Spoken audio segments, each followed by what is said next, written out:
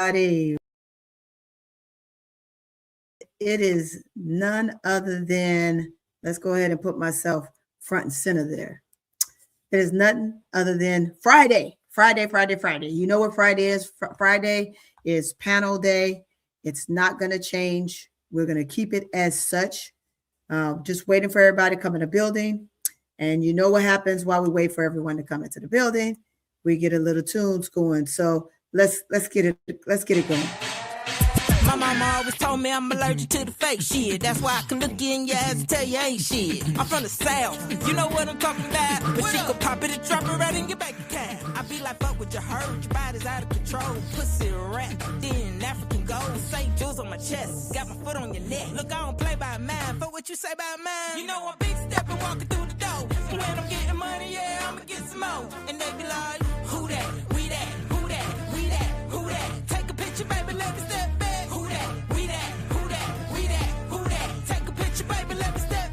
If he ain't paying rent, he ain't doing shit. Now drop it to the floor and let him know that you a real bad. Now pick it up, look at the way that pussy talking. I'ma talk back in the dumb. Now fuck what you heard, that body's out of control. Rap, diamonds and gold. And she gon' rain champagne like she just won a game. Look, baby, play about mine. What the fuck you say about mine? You know I'm big stepping, walking through the door. When I'm getting money, yeah, I'ma get some more. And they be like, who that, we that, who that, we that, who that. Take a picture, baby, let me step back. Who that, we that.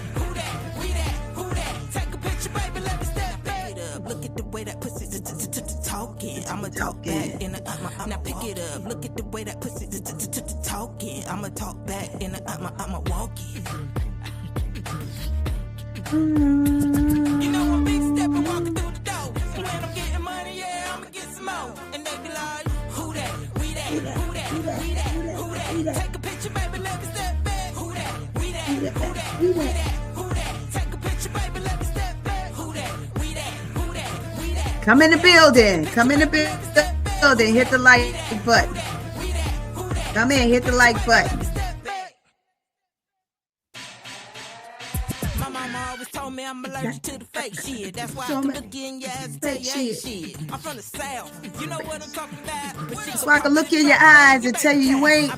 Because it's what we talking about today. It's what we talking about today that spells it all. You know what? I'm just now getting my thumbnail together. So let me go ahead and post my thumbnail. Because you know, people see this, they're going to be like, what? What? If he ain't paying rent, he ain't doing shit. Now drop it to the floor and let him know that you a real bad. Pick it up, look at the way that pussy talking. While I wait for everybody to get up in here, there's a certain number I'm waiting for. Remember, I give y'all about a good 5 minutes of tunes while we do that. And while we do that, let me go ahead and just pull myself.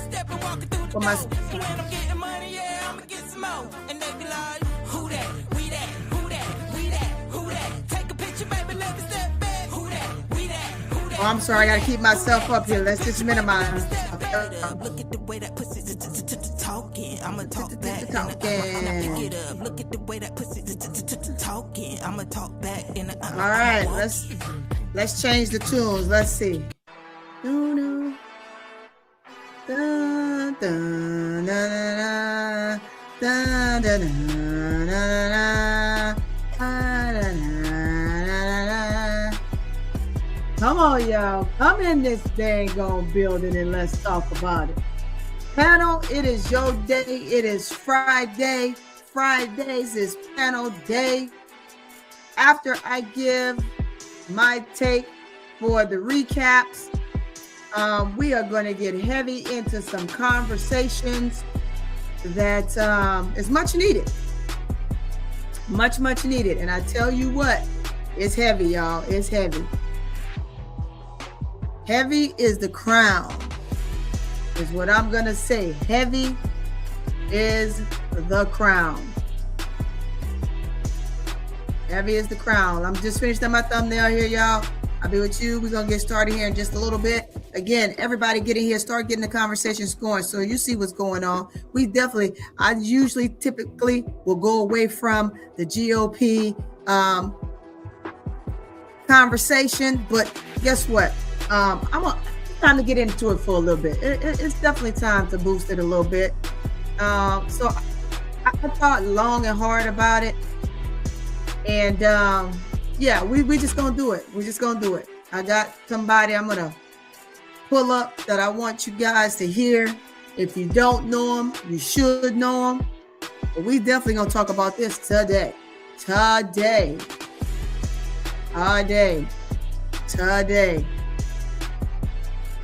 Let me get on over here and post this thumbnail real quick.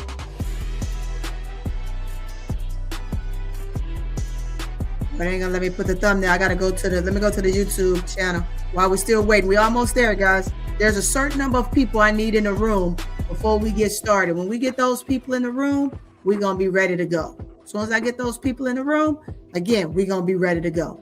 I want people to understand we're gonna be ready to go as soon as I get those particular people in the room. It's a number. We call it a numbers game. It's a numbers, baby. We are waiting for the numbers to get here. When the numbers get here, we're going to talk about it.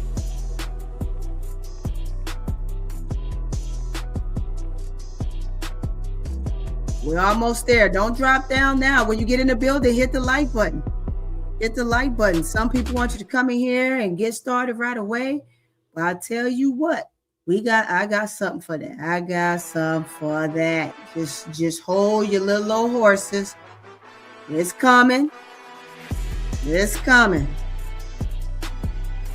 Recap. Indiana Fever versus Mercury. I know it's what everybody want to hear about. This was the conversation. This was trending right now. Then we're going to get into none other than our Dream versus Seattle. On top of the Las Vegas Aces getting it done and rolling through the fire the way they see fit.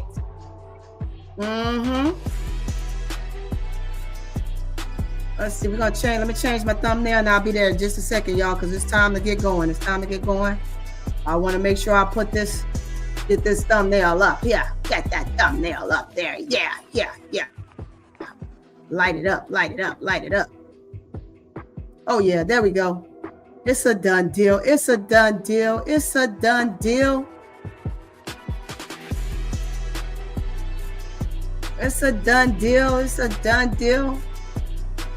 Dun da da.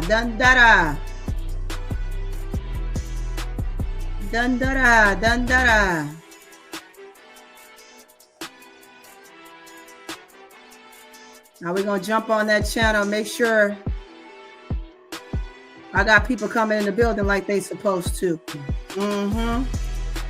Yep. Come on, y'all. Come on.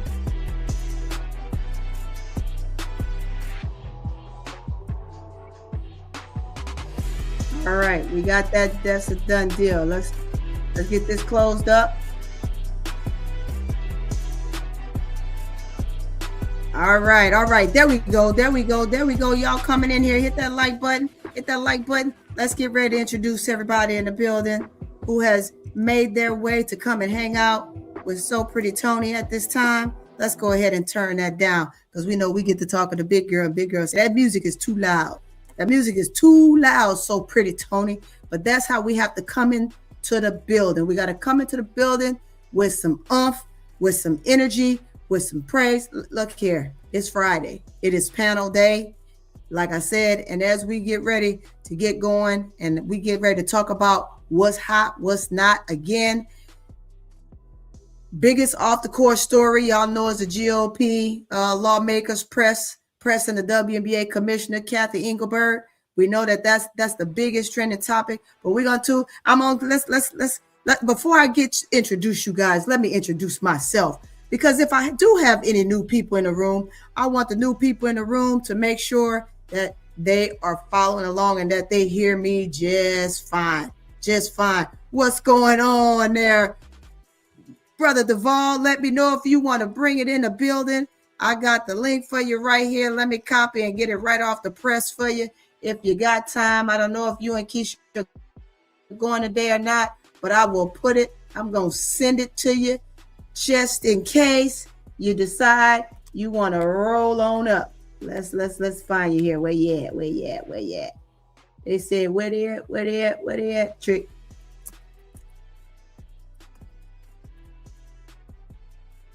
There you go. Let me put this in the chat. I'll put it in the chat just in case. No, wait a minute. It's going here. I don't need it to go there. I need to go one place.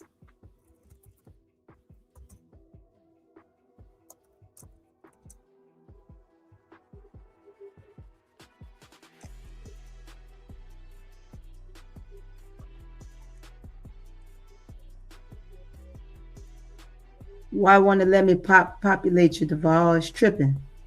It's tripping. But I'll drop the link into the main one and then send me something that'll populate. And when it populates, then I should be able to see your name. I don't know why it's not pulling you up, but I send it in the link just in case anybody want to pop in from the fam. Oh, you on your way home? I got you, man. I got you. I'll be up here a minute. It's Friday. It's Friday. What's going on? Okay, let me go ahead and introduce myself for those that are new in the building, those that are returners. I'm glad you're here. Thank you for coming and rock with me today on this glorious Friday. It's nice outside. It's supposed to storm in some areas, but in this one right now, it is a hot, scorching one. But at the end of the day, we get ready, get lit, get popping. Welcome back to CourtVision with SoPrettyToni, with me, your host, Tony, where we're going to talk hoops and give you the fact check of yesterday's events and where we are. What it says, Tony, did you get what I sent you on TikTok? I'm gonna look at that in just a second. I did see something come in, but I was driving, big girl, but I got you covered. I'm gonna look at it in just a second. And it's, again, introductory is always a key point. So let's get back into it. What we're gonna talk about, we're gonna break down the Atlanta Dream and how they had an impressive 89-78 win, coming on back home, doing their thing, showing up and showing out for the fans, making their presence felt, that we are not down. We are here. We are high. We are on our 10 toes. We got our 10 fingers working for us on that basketball. We're getting it up in the air. Now, when we were talking about moving on to the Storm and the Storm doing their thing, the Storm just was not a match for the Dream last night. Of course, they had a great road win when we went there, and then we come and roll back over here to our own home. And in our home, we showed up and showed out. Indiana Fever won a nail biter. You know that if you saw the game, I thought it was a very impressive game, back and forth. Way to go to the Fever and their win. We get on to Mercury. Mercury had the opportunity to capitalize and spank that in Indy, but they could not hold on to their lead. And then we get to good old Las Vegas Aces, who ended up continuing to find their championship form, putting themselves back on that 88-80 win over Portland Fire. But that's not the only thing. That is only half the story today. Off the court, we're talking off the court business as well. The WNBA finds itself in a national spotlight after a group of Republican lawmakers, y'all know this, sent a letter to the commissioner, to good old Commissioner Cathy Engelbert, demanding answers regarding player safety. Look at y'all.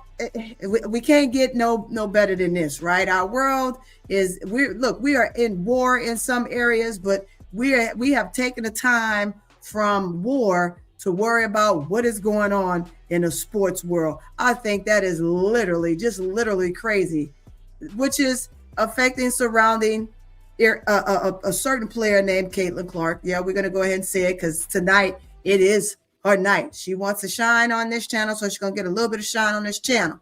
We're going to give it a little bit because the Republicans said so. When you're writing letters, signing petitions, all these things saying this is what it's going to be if, in fact, you don't do this, we are going to do that.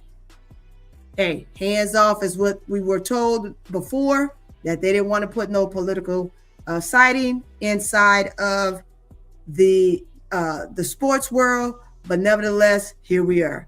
But we'll discuss what is said throughout, but I'm not going to go in depth because we talked about it yesterday, but I want to give a new feel to it today because I want y'all to listen to a good buddy of mine, and if you don't follow him, trust me, you're going to follow him after this. If you want to know all things congressional, all things politicized, you do go and follow this guy, Roland the man Martin, and check him out. If you don't know who he is, you're going to find out here in a little bit. But yeah, we're going to go ahead. We'll separate the facts from the headlines and talk a little bit of basketball and then explain the bigger picture. And here we go. Let's get myself up on the screen here. Let's put y'all right here so you can see little me. There we go. Put you right here. All right. Let's get myself up high. What's up, everybody? Here's my lovely face. Now, with that being said, today I am taking the music off once again. I took it off the other day. We're going to take it off today so that way you can hear me extremely clear. And let's get the mic up here. There we go. Let's get the mic up here. Yes, and we're going to talk about it. We're going to get into it.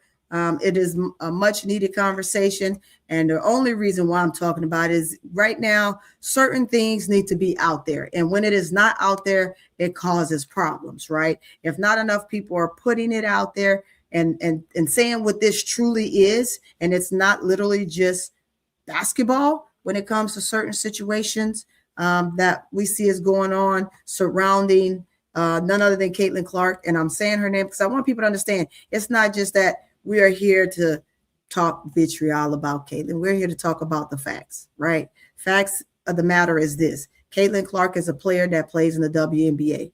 And the WNBA is just like the NBA. It's a physical game, right? And with it being a physical game, sometimes you just got to be able to roll with the punches. Caitlin Clark is a number one pick.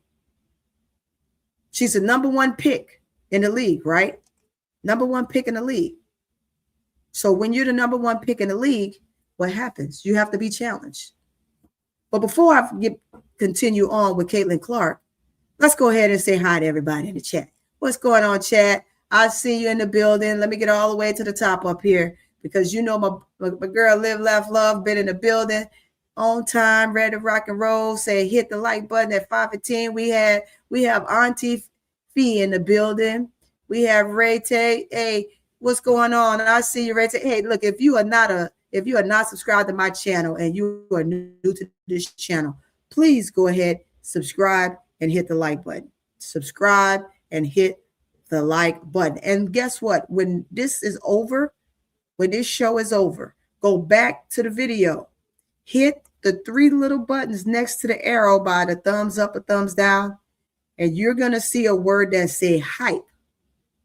Hit that hype button so you can hype my video, so my video can get into the algorithm, and we can get more people to see this, understand this, watch my video, give a take, leave a comment. When you leave a comment and you are watching this on the replay, recap it, please go ahead and leave a comment. I do respond. Yes, anybody in my chat or anybody that's come to my show thereafter it was over, if I respond to them or not, they will tell you I absolutely do. Regardless to whether you think what you're saying is something that I'm going to agree with or disagree with, it doesn't matter. Go ahead, put it in the chat.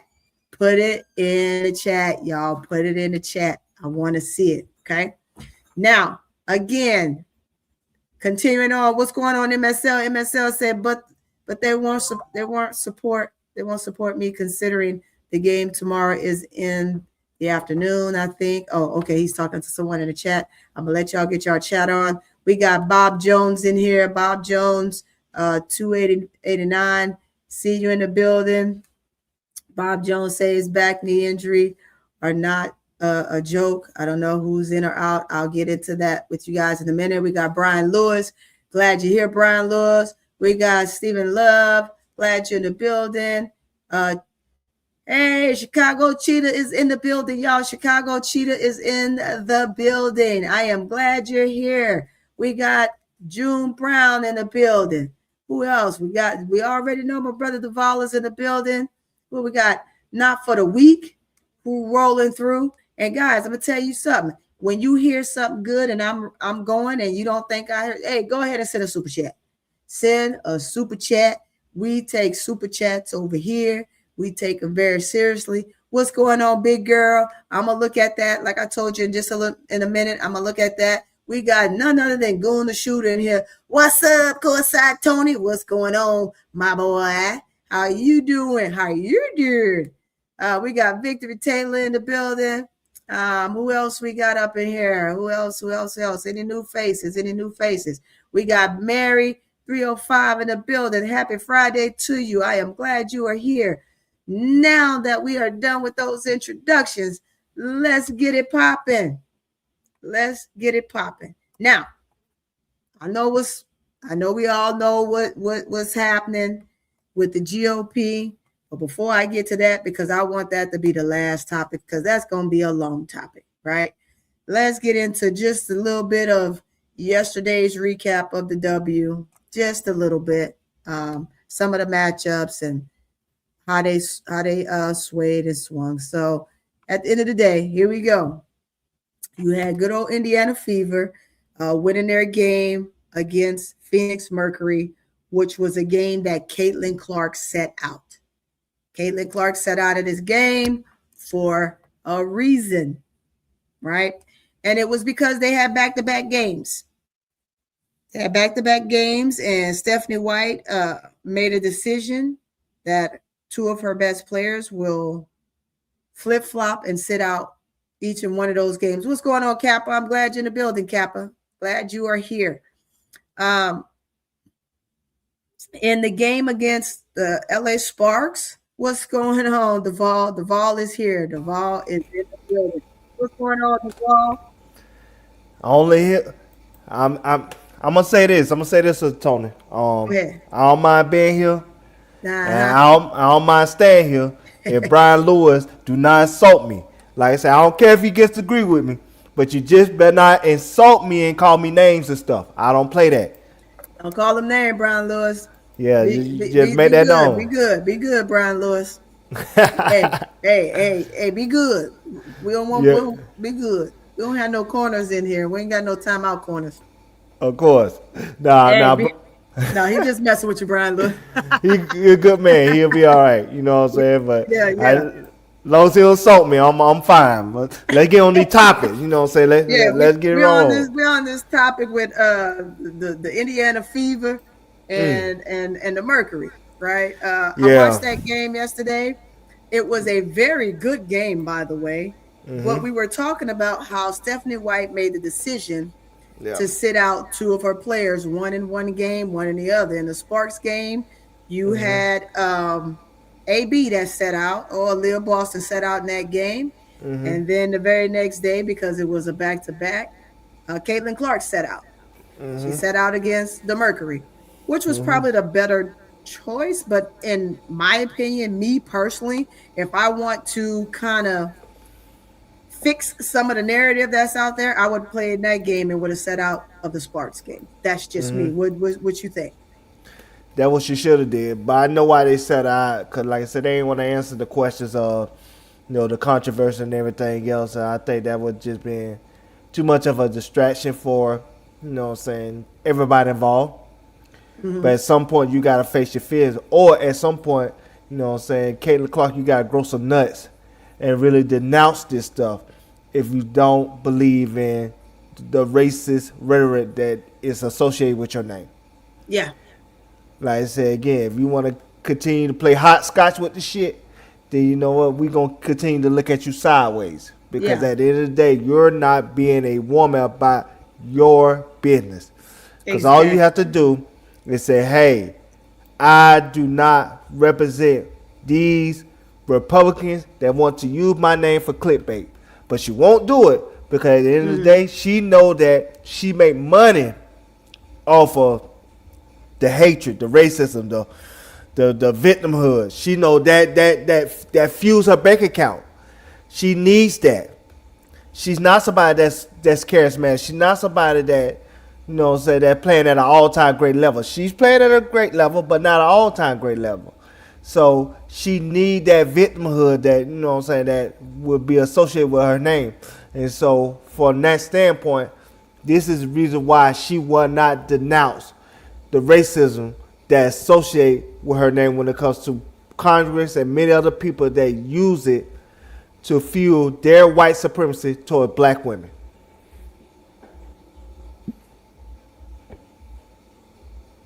You are absolutely right about that.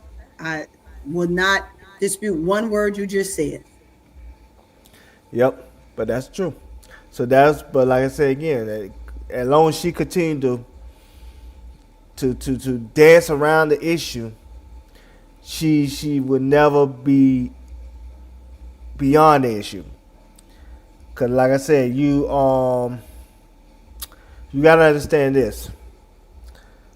Sometimes uncomfortable conversations is needed and good. If for nothing else, it will get to the root of the issue and you can resolve it.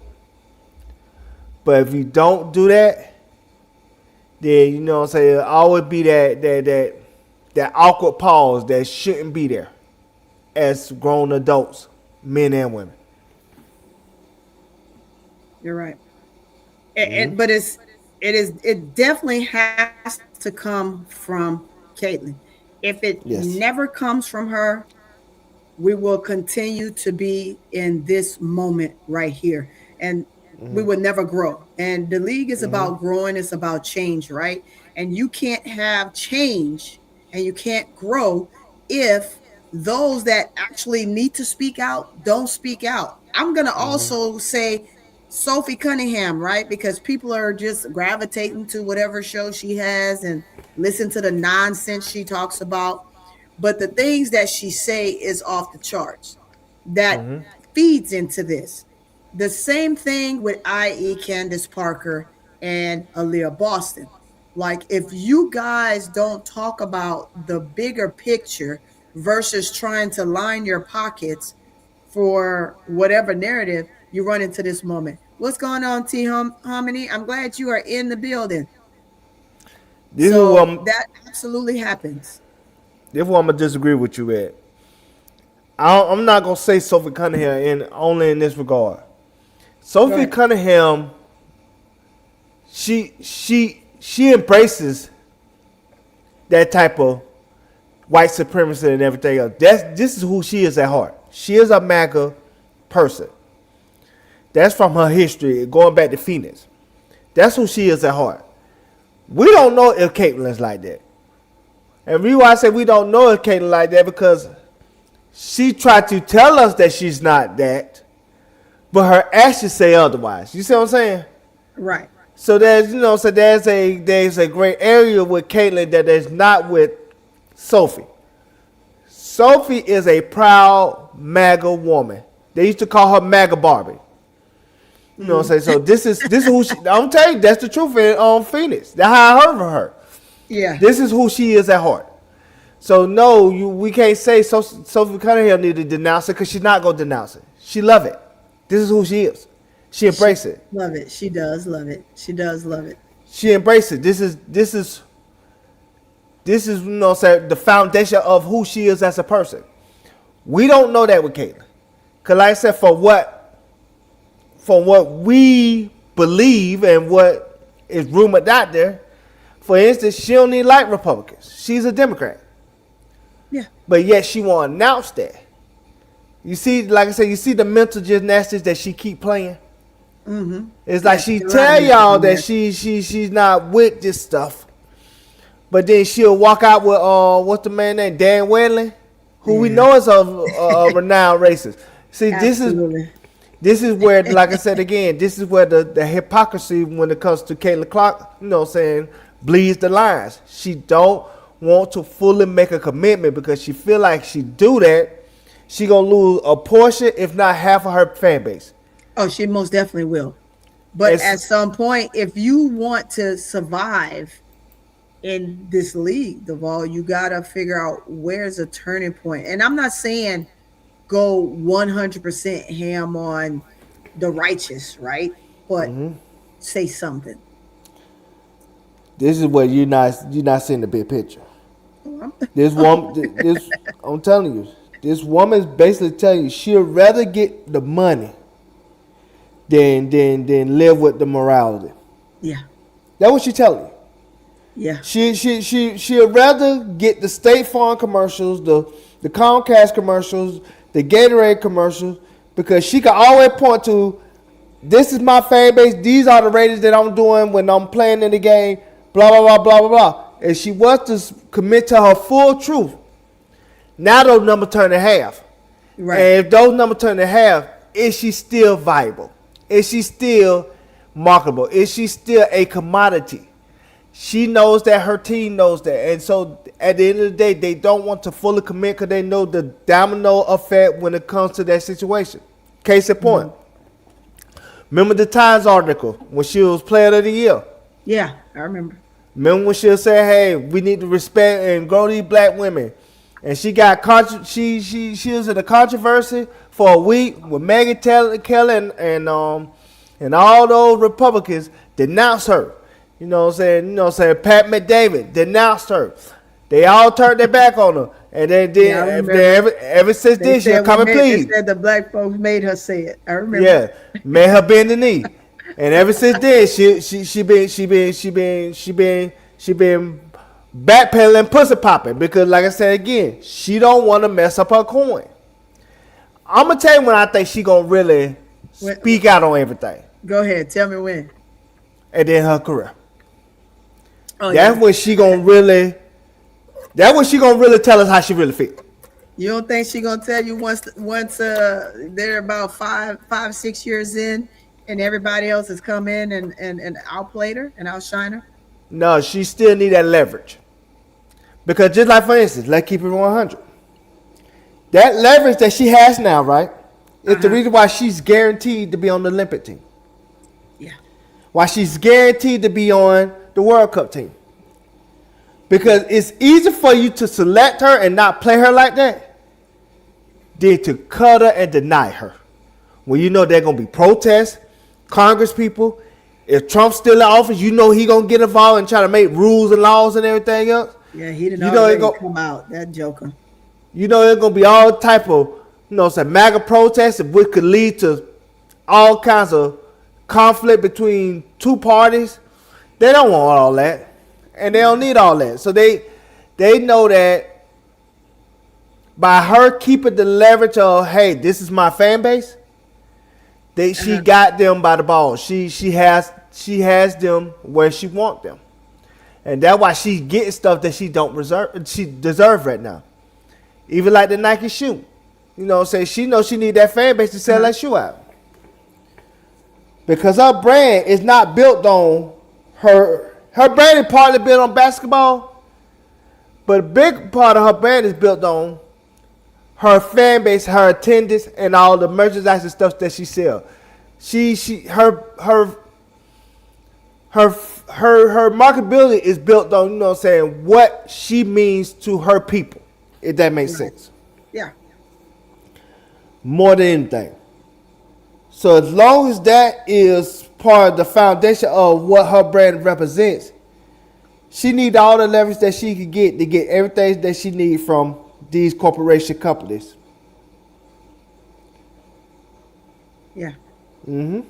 I can't wait to see. Because each year I'm just watching, right? And each year we show you something different. Well, for those that have been following her, it's not different, right? She's showing you more and more of who she really truly is. Now you have those moments where people that don't know who she is still trying to make excuses for who she really is, and that's where we are in that aspect. But I'm at that moment where I'm thinking in my mind, in my head, like, you have to play with these women consistently over and over and over and over again. At some point, do you think that the ladies in the league they're cool. I mean, of course, they're cool with what's going on because they're making their coins. It's bothering them, but it's not bothering them, right? It affects them, but from a low standpoint, so they don't feel the need to really stand out because it's not affecting their money. Now, when it starts affecting their money, it's going to be a problem. But that will CC be able to survive all of this? Because her mental capacity is shot right now, and this is just the beginning stage of what she's getting ready to go through now, having the public Republican Party all in her business and making this more politicized than anything else from that standpoint. Okay, so you asked me what the question you asked me, so I can answer Yeah, the exactly. question is, do you think that at some point she's going to say something, considering where she's at with these lawmakers? You got these Republicans where they are. Do she at some point stick up for the women in the league, because she is a face, right? But nevertheless, the fact that she needs to survive in this league, and I don't think, and anybody that talks about this will know that none of these ladies are purposely out here targeting, vitriolating, bullying, personal attacks on her, other than just playing hard-nosed basketball. She's a number one pick, and as a number one pick, you got to play them hard, right? And then who wants to be shot out the gym from the logo standpoint? So you're going to pick her up half court, which is another big controversy that her fans and the Republican Party have for her. But where is it that she stands up and says, look, I get it, I understand, but I got to survive here? How does she survive? As they would say, Caitlin Clark survive in the WNBA. Well, like I said, she's not going to do it anytime soon. So she's not going to stand up for the women that you want her to stand up for. It's just not going to happen. But when it comes to how the women going to treat her, they treat her the same way they treated her in her rookie year. They feed her with a long spoon. They have to play nice because they know, okay, if you even do a slight disrespect towards her, her fan base is coming. And the people like those lawmakers and everything else is coming. And the women don't want to deal with that. So they'll rather just swallow their tongue and, you know what I'm saying, and play the game. But in their heart of hearts, they don't really mess with it. That's why if you notice, even when the qualifiers, who the only person that was really hanging out with her? Yeah. Who the only person that was hanging out with her there? None other than the same person that always with that girl. Who that? AB. Oh, she wasn't at the qualifier. She wasn't at the qualifier. Now, if you talk about All-Star game, it's going to be... Yeah, I'm talking All-Star game. It'll be AB. But I'm going to talk at the qualifier, the only person that was hanging out with her was Kelsey Plum. Oh, yeah. And that's because she alludes to... now I'm talking about the FIBA qualifier. I thought I'm still on the All-Star. Yeah. But yeah, no, it was Kelsey Plum, and it was Kelsey Plum because Kelsey Plum is somebody that she strives to be better than, because she knows how good Plum was in college, and she came out and she said that. So that's what I'm saying. So that's the only person that really hung with her. None of the other girls hung with her. But but she's single herself. You think she's single herself before you get to it? You think she's single herself like that, and she just doesn't? Maybe she doesn't know how to connect, Duval. I think she's socially awkward. I think she's on the spectrum. I think she's socially awkward, in my opinion. But I think most importantly, she knows that they feel a certain way about her. It's not out of jealousy or anything like that. I think those women feel a certain way about her if they don't feel like she's genuine with who she really is. Mm-hmm. That's why if you ask me honestly, I think CeCe will hope. CeCe hoped that she was more like Paige than anything. Yeah. Like Paige got all those same type of women that we're talking about. They hang out with her. They talk to her. They do TikTok videos with her. Mm-hmm. Paige could go hang out with anybody at the qualifier because they all respect who Paige is. Because what Paige did was, in 2019, at the ESPYs, She let the world know, nah, I ain't with this. I ain't with the white supremacy. I'm with black women. So, you know, say take it or leave it. Right. And so they respect. So all those women respect Paige because they know Paige is genuine to who she is at heart. They don't have that same type of respect for Caitlyn, but Caitlyn wish that they respect her like they respect Paige. Yeah.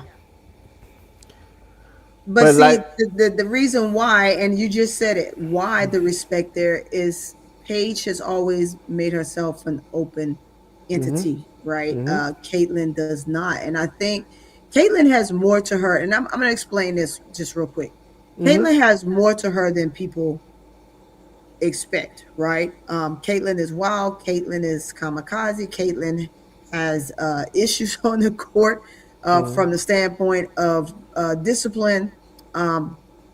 Just watching her from high school all the way to now, I've got an opportunity to see who and know who Caitlyn is. I don't know her personally, but just watching her play, her ability, her mannerisms, how she acts, her situation with the coaches, how she is with her teammates.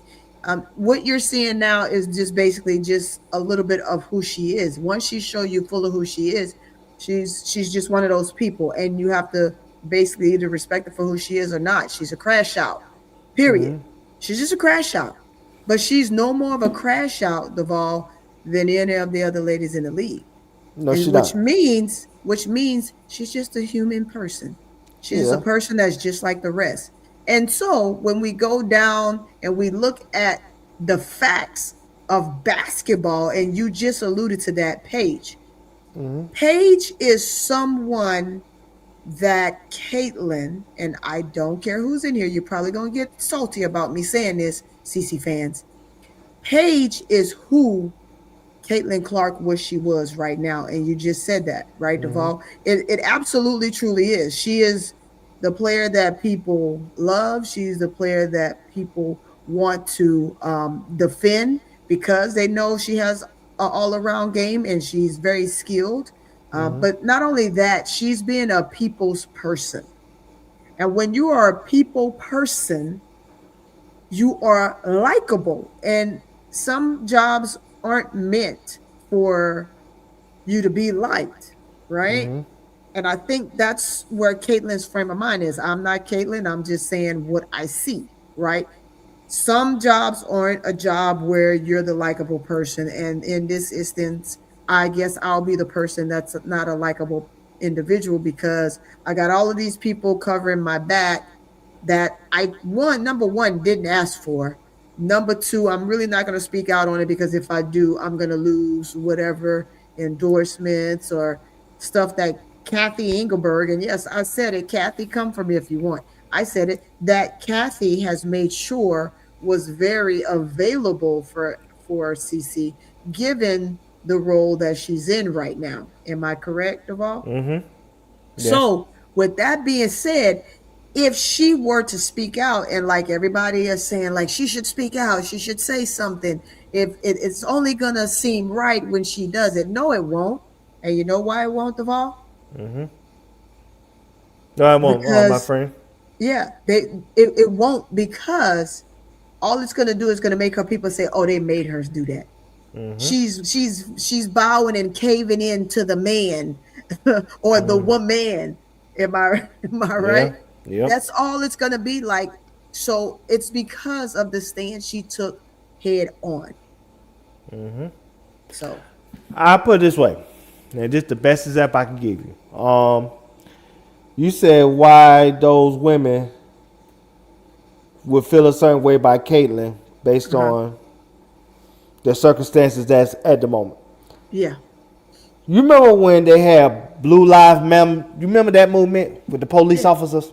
Yeah, Blue Lives Matter. I remember they either had a town hall or it was something that they had where there were good police officers that asked, hey, we are good police officers. Why are you lumping us with the bad ones? We not like that. We doing everything by the law, blah, blah, blah, blah, blah. Right. And I guess the people in general said, well, look, your silence is compliance. You know what those bad police officers are doing, but instead of standing up and denouncing it, you sticking by the code of, you know what I'm saying, police officers stick together. And so you are just as complicit and compliant as the people who actually committing the crimes. Is that correct? That's correct. And that's the same thing, and that's how those women look at Caitlyn. Yeah. They said, those women looking at Caitlyn like, Angel been getting death threats and racist, you know, say tweets and social media tweets and everything for 4 years now. Never stood up for her not one time. Even your own family. Not one time.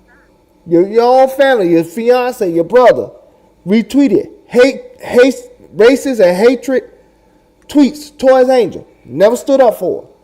How are these other women, the ATs of the world, going through the same thing? Never stood up for her. Yeah. So these women see that, and they see that, okay, we you know what's going on, but you want to act ignorant. Yeah. You want to stick your toe in the water, but you really don't want to jump into the pool. Yeah. And so those women can't respect phoniness. That's what it comes down to. It is phoniness. Yeah. Because at the end of the day, if you were genuine, you would have been stuck up for Angel. You would have been saying, nah, man, don't treat that woman like that. It's a basketball game. It's basketball. You know what I'm saying? Exactly. I you know what I'm saying? I taunt people, she taunted me. You know what I'm saying? She got me this time, I'm going to get her next time. It's all good. Yeah, it's you know all what I'm basketball. saying? That would have been a wonderful thing to say right there. Yeah. And I would say, and how I would have ended it, I would say, if you disrespected her, you disrespected me. Because if you really love the game, you love everything that comes with it. Right. She don't do that, she won't do that. She'll just rather have Angel get the hate tweets and you know what I'm saying, the racist emails and everything else for 4 years straight. And that's the same thing with AT at this moment. She'd rather that happen to AT instead of standing up for AT and saying, no, man, it was a basketball play. I don't think she had any intention to hurt me. We playing basketball out there. You know what I'm saying? It's a physical game. You know what I'm saying? I can't cry over spilled milk. There's people in the league that got hurt worse than me. So y'all can't feel sorry for me. Just, you know what I'm saying? Just know that, hey, we all trying to win the game. We going to win by any means necessary, but there's no disrespect with it. Exactly. Case in point. And before I'm going to let you go, I apologize. Case in point. When AT clothesline Angel, Angel could have easily went to that press conference and said, nah, she clothesline and fuck up, blah, blah, blah, blah. All that. Right. No, Angel did the opposite. Angel said, hey, man, I appreciate her, you know what I'm saying, treat me like that because, like I said, there's nothing easy in this league. Yeah. And now they're the best of friends now. Yeah, I said, thank you for welcoming me to the W. Those were her exact words. And now her and AT is the best of friends. Why? Yeah. Because AT respected the fact that, hey, she understood the assignment and AT understood her. Absolutely. Because Angel got a big ass fan base too. If Caitlyn exists, Angel got the biggest fan base in the W. Can we agree with that? She's the Cardi B of the female rap. You know what I'm saying? Caitlyn Clark is Nicki. She Nicki Minaj. Angel Reese is Cardi B. She could have easily sung a fan base right out of her ass, and she didn't. She the way she said it, she called off the dogs. So we ain't going AT like that. You know, there's a few people that said some stuff, but the collective was like, okay, cool. Angel said she ain't tripping, we ain't tripping. And so they became the best of friends. She sealed the deal. She sealed the deal. When she said what she said, she sealed the deal for AT. AT is A-OK. Don't come for her. Hey, I'm not hurt. I'm still walking. I'm surviving. I'm good. Thanks for welcoming me to the W. But that's how you handle it. Evolve as to what we're talking about right now. When something happens, right? And I get what just happened to her based on AT. It would have been nice for her to come to the press conference and debunk anything that Stephanie White would come and say about, oh, it's just diabolical that this happened. How do you miss the call? Yes. How do you miss the call? But I understand the call was missed. You know, refs are going to have to do better, blah, blah, blah. But put it in a sense where you're not taking it or allowing the media to take it in a realm in which it took, right? Because faces are formed by decisions. Yes. But my point is this. You see how she put the cigarette out. Angel put the cigarette out. And because of that, her and AT became best of friends. I ain't say they're best friends because there's a couple more people that's closer to Angel than AT, including somebody that's on her team, which is Kai Copper. But you know what I'm saying? But still, they became the best. They became good friends where they talk to each other, they hang out, they, you know what I'm saying, all the good stuff. Because Angel did not call. Yeah, because Angel called off the dogs. She ain't put gasoline on the fire. Yes, so she ain't put gasoline on the fire. She called off the dogs. And because she called off the dogs, AT respected that. If Caitlyn would have did the same thing, she could have played in last night game.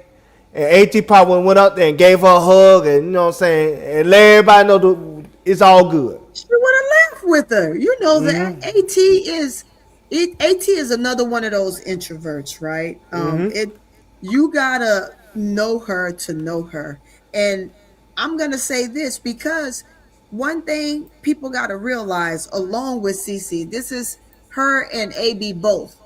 This is somebody you gotta play with on the Olympic team.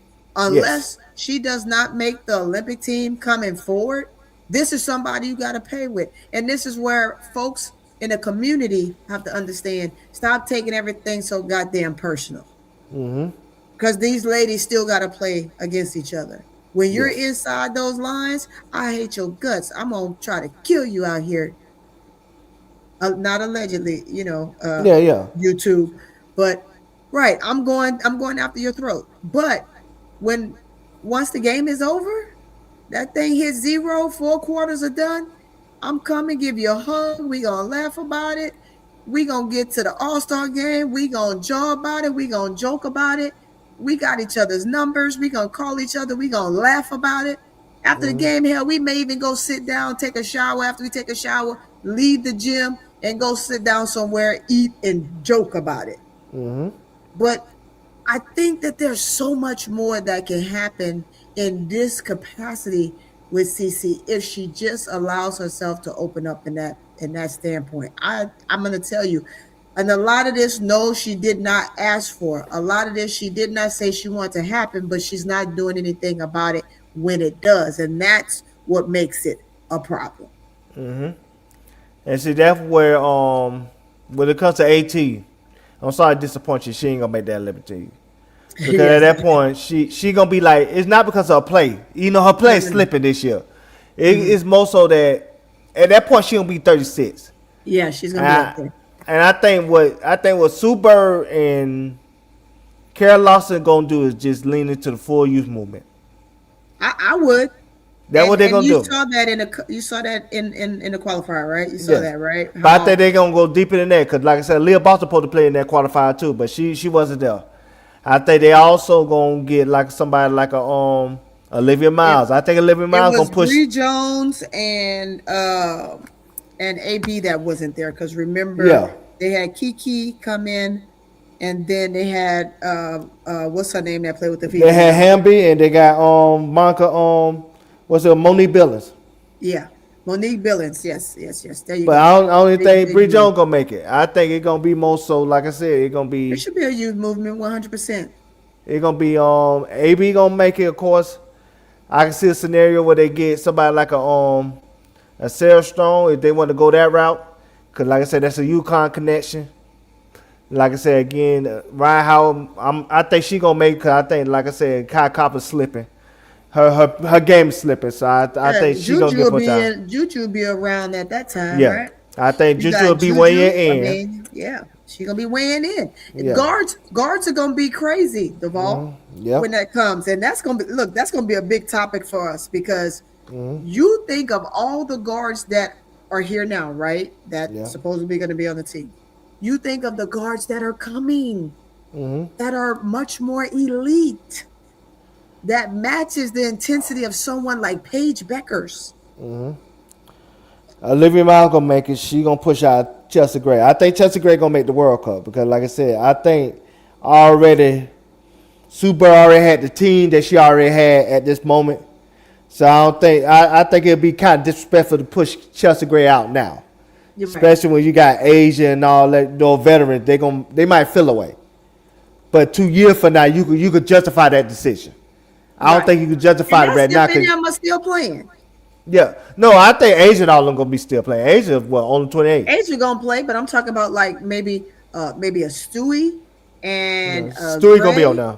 I think Stewie gonna be You there. think Stewie gonna still stay? Stewie is getting Yeah. up there. I don't think Stewie. Yeah, she getting up there, but I think Stewie could still her game ages well. What Yes. gonna happen is Stewie ain't gonna play like that, but she gonna be on there. I think Fee gonna be on there. Like I Yeah, said he'll again, be on there for sure. Sabrina, I thought was a lot, but right now she a question mark for me because she, back injury and stuff. I want to see where that goes. But like I said, I think Olivia Miles gonna make it. She gonna push Chelsea Gray out. Like I said again, we gonna look at see where Flaude game is at. Can her game get more consistent next year? Because she had next year to really show that hey, I should be on this team, and maybe that'll be a different conversation.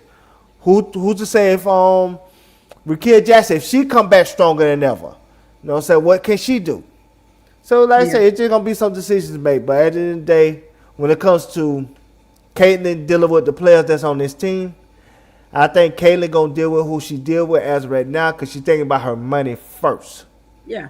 And then, like I say again, when she get to a point in her career where she's like maybe 9-10 years in, when she already max out her branding and everything else, then I think she'll start speaking out. Then she gonna really start speaking out about how she really feel and the political stuff, and she gonna really tell you who her party is and everything else. But I don't think she gonna do that right now. Correct. I don't think she gonna do that right now. Well, I do want to get back into the political side of CC. But let's just go over the Aces real quick. The Aces game is not really much to talk about that game. They blew that game out of the water. When you go into that game and you talk about Asia putting up another 30 plus points, it's no limits to her game. And I'm glad we brought her up when we talked about where the players are going to be moving forward when it comes to the next Olympic season. With Asia putting up 32 points and 10 rebounds in this game, and being the first one this season, just in 2026, to put up 500 points, that's crazy. Who do you think is the next person to make 500 points this season, or does it happen this season for another player? Oh, I would have said Chelsea Plum, but she got hurt. You don't think Marina Mabry? She could. What she has shown you, she could go on the heater. Yeah. But she's one of those people that's very inconsistent. Very inconsistent. She can have a 30-point game and go on the heater, and then she'll have 11-point game. She'll have like 11 or 8-point game. You ain't lying. She's very inconsistent. I just wish she was, and I would have said Kanan she would have played all the games, but then like I said again, she's injury prone. Now Kelsey Mitchell, that's somebody that might have a shot because she had 21 points a game right now. So if she don't get hurt, maybe she could knock it out. She could do the 500. But I like I say again, Ryan Howard too inconsistent. Chelsea Gray, Alicia Gray too inconsistent. It just everybody else has a roller coaster to their scoring ability. Right. Chelsea Mitchell, the only one that I feel like is a consistent scorer. She always in that 18 to 20 range. So I think she could do it. Like I said, if Kelsey Plum wasn't hurt, she would have did it because, like I said again, she got the ultimate green light in that Lynn Roberts system. But yeah, that's the only person I could think of that could get to that point. I'm gonna say Kelsey Mitchell if I had to say anybody. Yeah, I think Kelsey Mitchell is one of those. Again, it's an unsung player, right? People tend to forget how good she really is. And let's keep it 100. I'm gonna say that. I'm gonna say let's keep it a buck. Let's keep it 100, right? Every time Mitchell has to lead the team, she does a phenomenal job. Do you agree? Yes, she does. She does a phenomenal job. Caitlin is out. Mitchell steps up in a big way.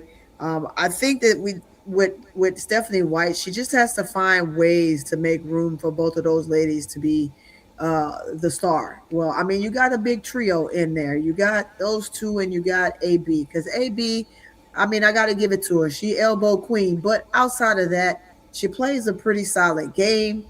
Offensively, defensively, she's not that great because she has to hold, but she does cover ground while she's in there. But she's also a threat from the 3-point position. As you can see, last night she put up a couple. She put up a Yeah. couple of threes, and they were easy making threes. But so did Asia Wilson, Yeah. and I as to why I wanted to go back to her. Asia is shooting the three ball like it's no tomorrow. She put up two of them. She made one of two. She was 11 of 13 from the free throw line, and just did get that double double with 32 and 10. She had zero fouls. Now, in this game, did she really truly not foul anybody? It's possible if she's just shooting from elbow to elbow and getting to the cup as cleanly as it seemed like she did. So I could absolutely see that happen because Portland, when you're looking at Portland, Carlton, where was Carlton to be able to help in that capacity? Carlton also put up, she put up three, she was 3 for 8 from the 3-point line. She had Yeah, very, 9 very and good 6. too. Yeah, she's very, very good. So you have some players, even on this fire team. It's a new team. They still trying to figure it out, balance themselves out. Letty is a good player. Yes, I love Baker's a Carletti. good player. Yeah, I love her too, man. Hey, Letty, you want to switch? You want to come? You want to come to where the green is red? You know, where it's red, white, and blue. You can come over there if you want. But anyway, Letty is definitely a true baller. I mean, she ended up not having a great game here from the perimeter shooting. She was 2 of 6, but she was 9 of 11 from the free throw line, which is super super easy for her. But when you have a team running away with the game, and then with Portland kind of staying in the realm of it, they played every last one of their players. The bench gave you 11, 6, 4, 3, 2, and 3.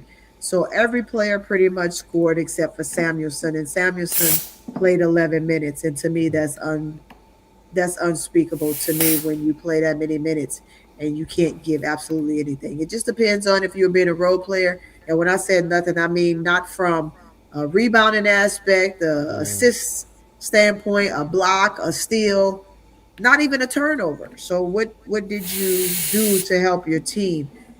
So that's kind of crazy to me. Then you get back to just the rebounds. I like to look at the rebound stats. Um, Portland out rebound the Aces, but they didn't need to. Aces didn't really need to do very much. Smith was in there. Smith, since she has been with the Aces, Duval, has been a great offensive player, which we know that she could be even when she was with the Fever. She just wasn't given that opportunity playing alongside of Boston. Do you agree? Yes, she very inconsistent, but she was a 12 points a game scorer for Indiana. And I think Alyssa Yeah. Smith, she just shoots. Yeah. And how I'm gonna describe her is this is no insult to her. She's a low end starter. So she's not a bench player, but she's a low end starter. She's not a high end starter that can help you win a championship.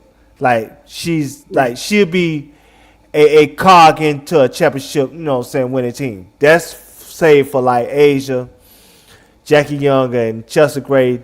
Was left for her, she could Right. still pass because, like I said, Chelsea Gray looked like she declined it too, and so Yeah, anyway, but Chelsea Gray really is. It's almost time for her yeah, to but put those cleats on the rack.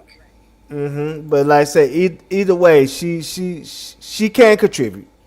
She have her moments where she can be a effective, power forward and help out Asia when needed. That don't mean I wouldn't upgrade that spot if I could.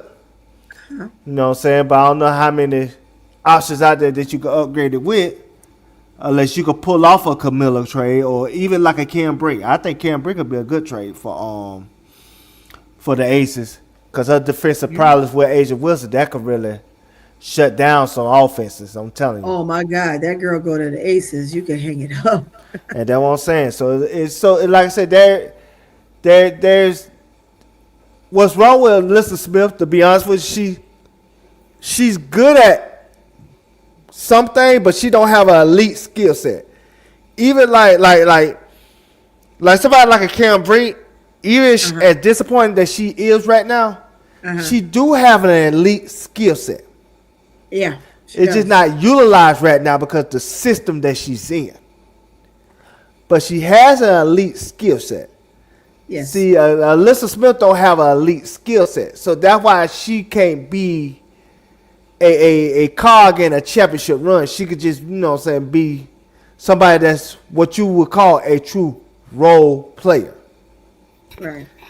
That's what it is. Ooh-wee. I would love to see different changes. So, do you see Aces back in the finals? I say I don't know. And the reason why I say I don't know because Right. it's not like, I'm gonna make this clear. Are they capable of getting to the finals? Yes. When you got an Asian wizard that can win games for you by herself, you're capable of beating anybody. The problem is pre-fee. This league is wide open. Yes. Now when fee come back, I think it's over. I think it's Minnesota losing. You think it's Minnesota all the way through, right? Yes. Because and I can attest to that and agree with you, right? When we look at Minnesota playing the Suns on, I think they played them on Thursday. I'm sorry, on Wednesday. They played them on Wednesday. I'm sorry, guys. Don't like some days. The days kind of intertwine with my work, but on Wednesday, and they just did escape the Suns, and that again because Olivia Miles just was not able to give you. I thought she didn't play that game. That's what I'm saying. She was not there. She wasn't able to give you that oomph, right? That she normally comes with because she's still out. Olivia Miles out, right calf sprain. You have Nafisa still out with left ankle, and then you have Emma who's out with right ACL. So those players are still out, and it was tough go because Connecticut led the majority of that game. And so when you have to now rely on Kayla McBride, who absolutely played a great game. She had great stats, 6 points. She was 6 of 10 from the field. She had 23 points. You needed Cardwell to show up, and you definitely needed Coffee. Everybody talks about Coffee, right? Remember, Coffee came from the Dream. Yes, yes. Coffee, I thought, was a semi-asset for the Dream prior to her leaving. But what you see her giving with Minnesota, you didn't see her give with the Dream. However, this was a horrible game for her. She played 14 minutes. She only put up 2 buckets, and she was 0 for 2 and 1 for 4 at the free throw line. She did not have a very good game. She only played 14 minutes, i.e. as to why they had to go to the bench and play the bench as much as they did. When you have someone on a bench playing 23 minutes, 19 minutes, that means somebody not doing their job from the starting standpoint. That's true. Right. Howard literally only gave she 2. When you have now in this capacity, you have Courtney playing a 1. This is what the team would look like, guys, if Olivia Miles did not step foot on Minnesota. These are the numbers. This is what they will look like. Do you think Duvall, had Olivia Miles not come to the Lynx and Courtney was your starter, would they be 16-6? Hell no, it'll be on a soft rebuild. Yeah. Because I thought it was going to be on a soft rebuild with Olivia Miles. That was on me. I made my mistakes on that. I didn't think Olivia Miles would take off like the way she did. Man, I told y'all, Olivia Miles. I've been on Miles. No, I love her game. But I ain't think I love her game, but I ain't know how Sherry Reeves on use. I ain't know she was gonna break off the bench. You don't know what Sherry Reeves like to do because she don't like to play young players. Right. So we definitely got it. I agree with you on that because it's Cheryl Reeves' decisions because Cheryl Reeves typically won't use a rookie. So go ahead, finish cooking. Now I'm saying if she would have went to like the Valkyries or a different team, I would have had a different expectation. I just ain't know how Cheryl Reeves will use it. And plus, Cheryl Reeves will use a different system at the time. She used a 5-out offense. Now I'm talking about Cheryl Reeves. Cheryl Reeves was smart enough to change her system to fit Olivia Miles. That's why I said they the foregone favorites when Fee come back. Because what you got to understand is this. If Olivia Miles doing what she's doing with Natasha Howard, what you think she going to do with Nafisa Carter? That's a 26 points a game score. That's somebody that can score by a damn. She get her own buckets. Self. What you think she going to do with Olivia Miles? It's going to be over for the league. Duvall. This is a team that's in the making that I'm going to say even if you next year say Natasha Howard retire, but she don't need to retire, right? When you got a point guard like that, it was good for Reeves to basically bring Howard back. But nevertheless, when you got a point guard like Olivia Miles and you got B, that's your franchise right there. You can almost put anybody around the two of them, and you are going to succeed. You gotta think about if I'm Howard, I'm taking less money. Yeah, because I seen what she did with my career. I'm not going nowhere else for what. Yeah, I'm taking less money to stay with Olivia Miles. That's what you do. You take less money to stay with great players. Now, I'm gonna throw this wild card at you. Go ahead. If the Dream could pull off a trade, then we gonna have a different conversation. Like I said, if they could pull off my girl Nisa Moore, if they can get somebody like that, we gonna have a different conversation. If they can get somebody like a Skylar Diggins, we gonna have a different conversation. Wow, you cooking. But the Dream got to pull off something. They can't just stay status quo. Cause we keep forgetting it, but Bree Jones got to come back too. That's a multi-time All-Star too. That's a potential Hall of Fame as well. Yeah, so you basically gonna realize that for sure. So you gonna have basically 4 Hall of Famers on the course at the same time. And so that what I'm still thinking is not gonna be enough for Minnesota. But if you can pull off one trade, if you get one more person, if you like I said, if you could get a Skylar Diggins, if you could get a Olivia, not Olivia Miles, but like I said, if you could get a Skylar Diggins, if you could get a Nisa Moore, if you could get a Lenny Hamilton, if you could get somebody like that, if you get a Ray Burrell, Baby Ray, if you get somebody, Baby Ray is a good addition. If you get one more piece, you'll be straight. You just need one more piece. And then you can really have a different conversation. But as of right now, I don't think you can have that conversation with Minnesota. If they playing the way they playing without Fee, imagine what they're going to play with Fee. Reason why I say if they get one more piece, scary. And it'll be a different conversation. Because what we all know and what's been proven, because the number proved that, Angel shut Fee down every single game. So we know we got somebody that could do that. Angel can shit. You know, Angel is for the shits. Angel will shut down whoever she needs to. Now, mind you, people got to understand when we say the word shut down, tell them what you mean by shut down, Duvall, because it doesn't mean that the player won't score. Go ahead. It means they have their worst average game than they normally have in a typical game. Like when Angel play a Fee had games of 6 or 17, 5 or 19. These are type of numbers she have against Angel. Yeah. One game she had like a 7 or 21. So those type of games. So is Angel Wilson. So that's what I'm saying. If like I said, we get that one more trade, I know what Angel could do against Fee. Yeah. Bree Jones could do enough. Who is an all WNBA level defender? She can handle Howard. Yeah. She can handle Howard. You can handle Howard, You get, like I said, you get one more piece. You get one more piece. You know what I'm saying? I'm going to have to assume that Alicia Gray and Ryan Howard can hold their own against Courtney Williams and Kelly McBride. The only mismatch going to be Olivia Miles and Joy Canada. Joy Canada, yeah. You could neutralize that if you got a piece coming off the bench. If you got a Skylar Diggins that coming off the bench. If you got a Nisa Moore that come off the bench that could neutralize what Olivia Miles does from a scoring standpoint, now you have a different ball game. Yeah. That, you know what I'm saying? That's where, like I said, if you're the Dream, You have to make a move, but I understand why they're not making a move now. Because it's the best way I can describe it is this. I explained this to Keisha one day. It's like back in the day.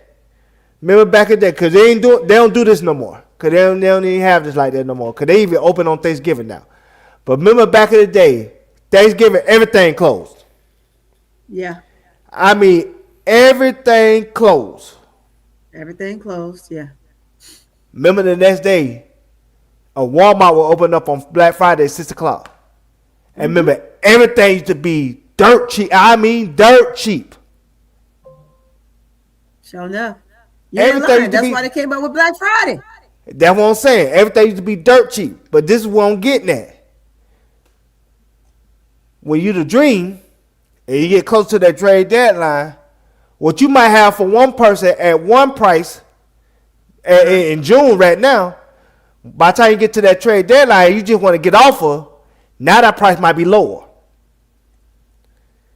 And so that's where I'm thinking if you're the dream, that's their strategy. But where they're taking a big risk at is wherever these other teams saying, you know what, I ain't gonna wait till to the clearance aisle, to the clearance sale. I'm finna jump on this now. I'm finna prove my team today. So it's a risk. It's like I said, so it's on the GM to make the necessary moves for the dream could really be in the conversation of winning a championship. Because just like I tell Keisha all the time when it comes to Angel Reese, once you get into the Angel Reese business, you got to get into the win now business. Yes, you absolutely, truly do. I totally agree with that because she's bringing so much to you, right? Not only she bringing so much to you, and I'm going to say this, I'm going to get out the way. Yeah. This is a person, her fan base ain't going to let you accept mediocrity. Yeah. So you're going to have a fan base that always on your head when you come up short. So you don't have the luxury to rebuild when you got Angel Reese. You have to go for it. That's just reality. See, last year, they could play in obscurity because there wasn't an Angel Reese on this team. There wasn't eyes on Atlanta Dream. We going to just be honest about that. So they could have their own expectation of how they want this team to be presented and their timeline. But once you put an Angel Reese on there, you speed up that timeline. It's no different than Caitlin Clark in Indiana. You ain't win out mode every time you play with Caitlin Clark because some fan base is not going to let you accept mediocrity. They're not. They're not. And so that's just the reality of the situation. When you got two superstars like that, you have to go for it. Yep. And so we're going to see what they're going to do. Go ahead, Sister Toni. I ain't trying to take over your show. My apologies. Hey, you cooking right now. I love it. I love it. It's super simple to be able to have conversations, a basketball conversation, right? Because that's exactly where I'm from. I'm about the knowledge of basketball, people with basketball minds talking basketball business, because that's what we're in the business of versus vitriol of this person or that person and trying to sell a narrative. There are no narratives. It's straight basketball facts. And when you talk about basketball facts, that's exactly where I'm at with it. I don't care if it's me talking, you talking, or whoever else is on the panel. If it's facts, right? Yes. It's not you taking over my show.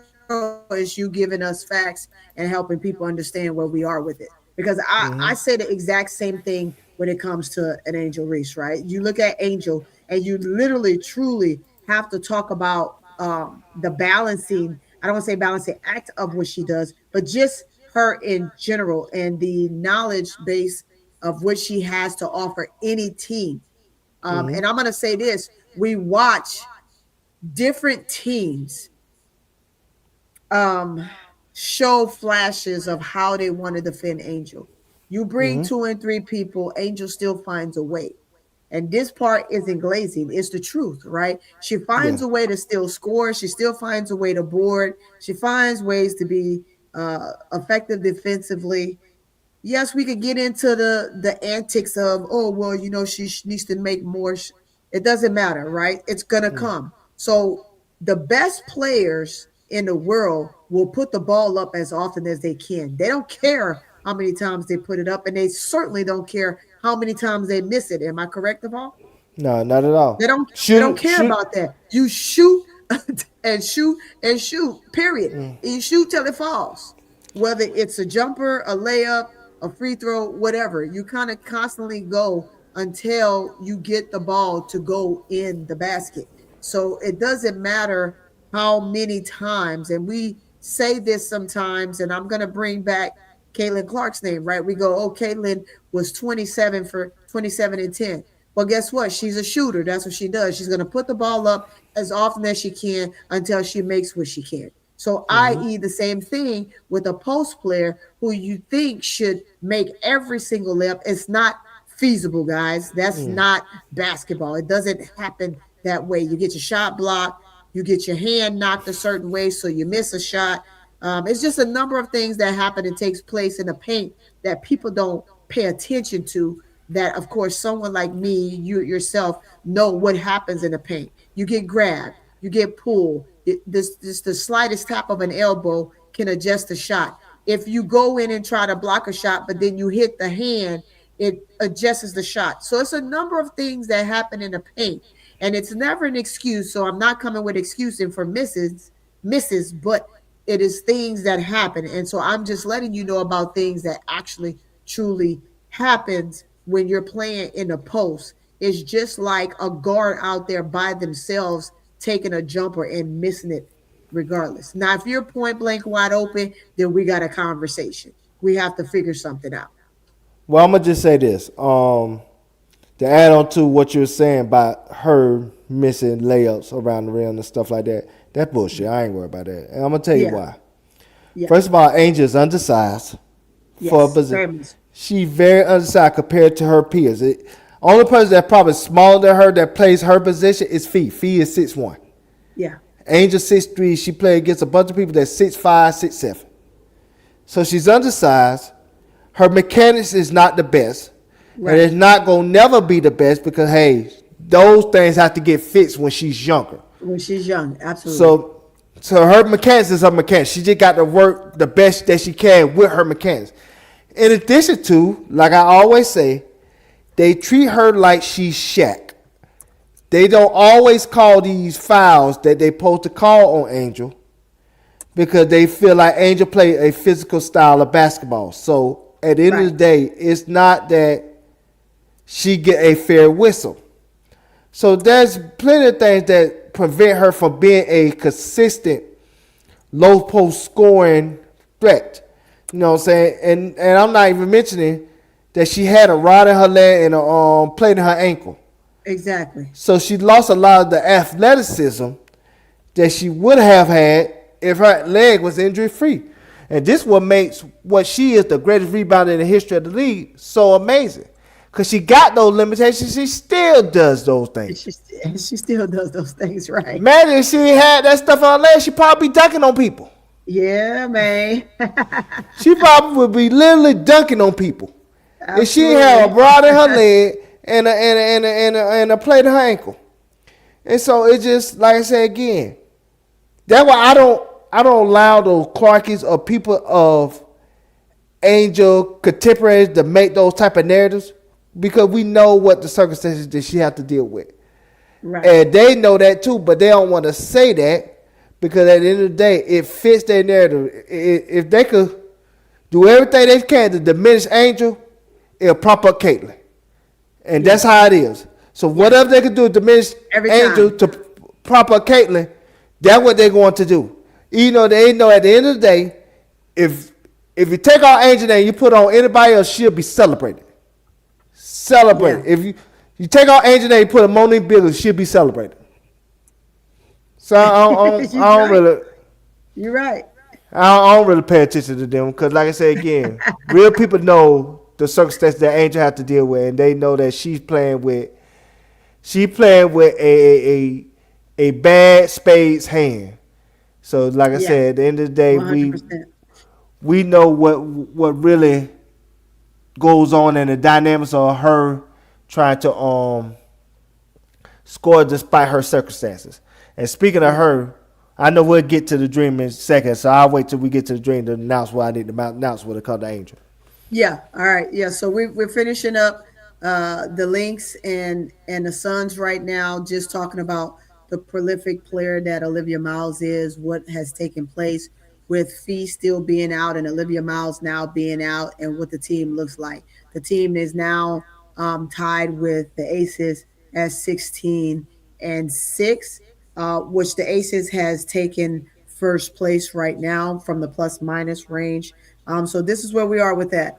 And the Aces is doing a really good job. So I want to make sure that I brought that up and alluded to that a little bit so we can see that what the team looks like without Olivia Miles, what the team looks like without Olivia Miles and Nafisa Collier, and how they're able to sustain in that capacity. Courtney didn't do a bad job. She was 6 of 13, but she did not get to the free throw line. She had 4 rebounds, but she also had 7 assists to go along with the 5 turnovers that we need her to kind of minimize. But I'm going to say this, with her not playing, having the one position since this season has started, I'm not going to say that it's okay to have 5 turnovers, but I'm going to cut her a little bit of a slack. Mm-hmm. And I say so, that.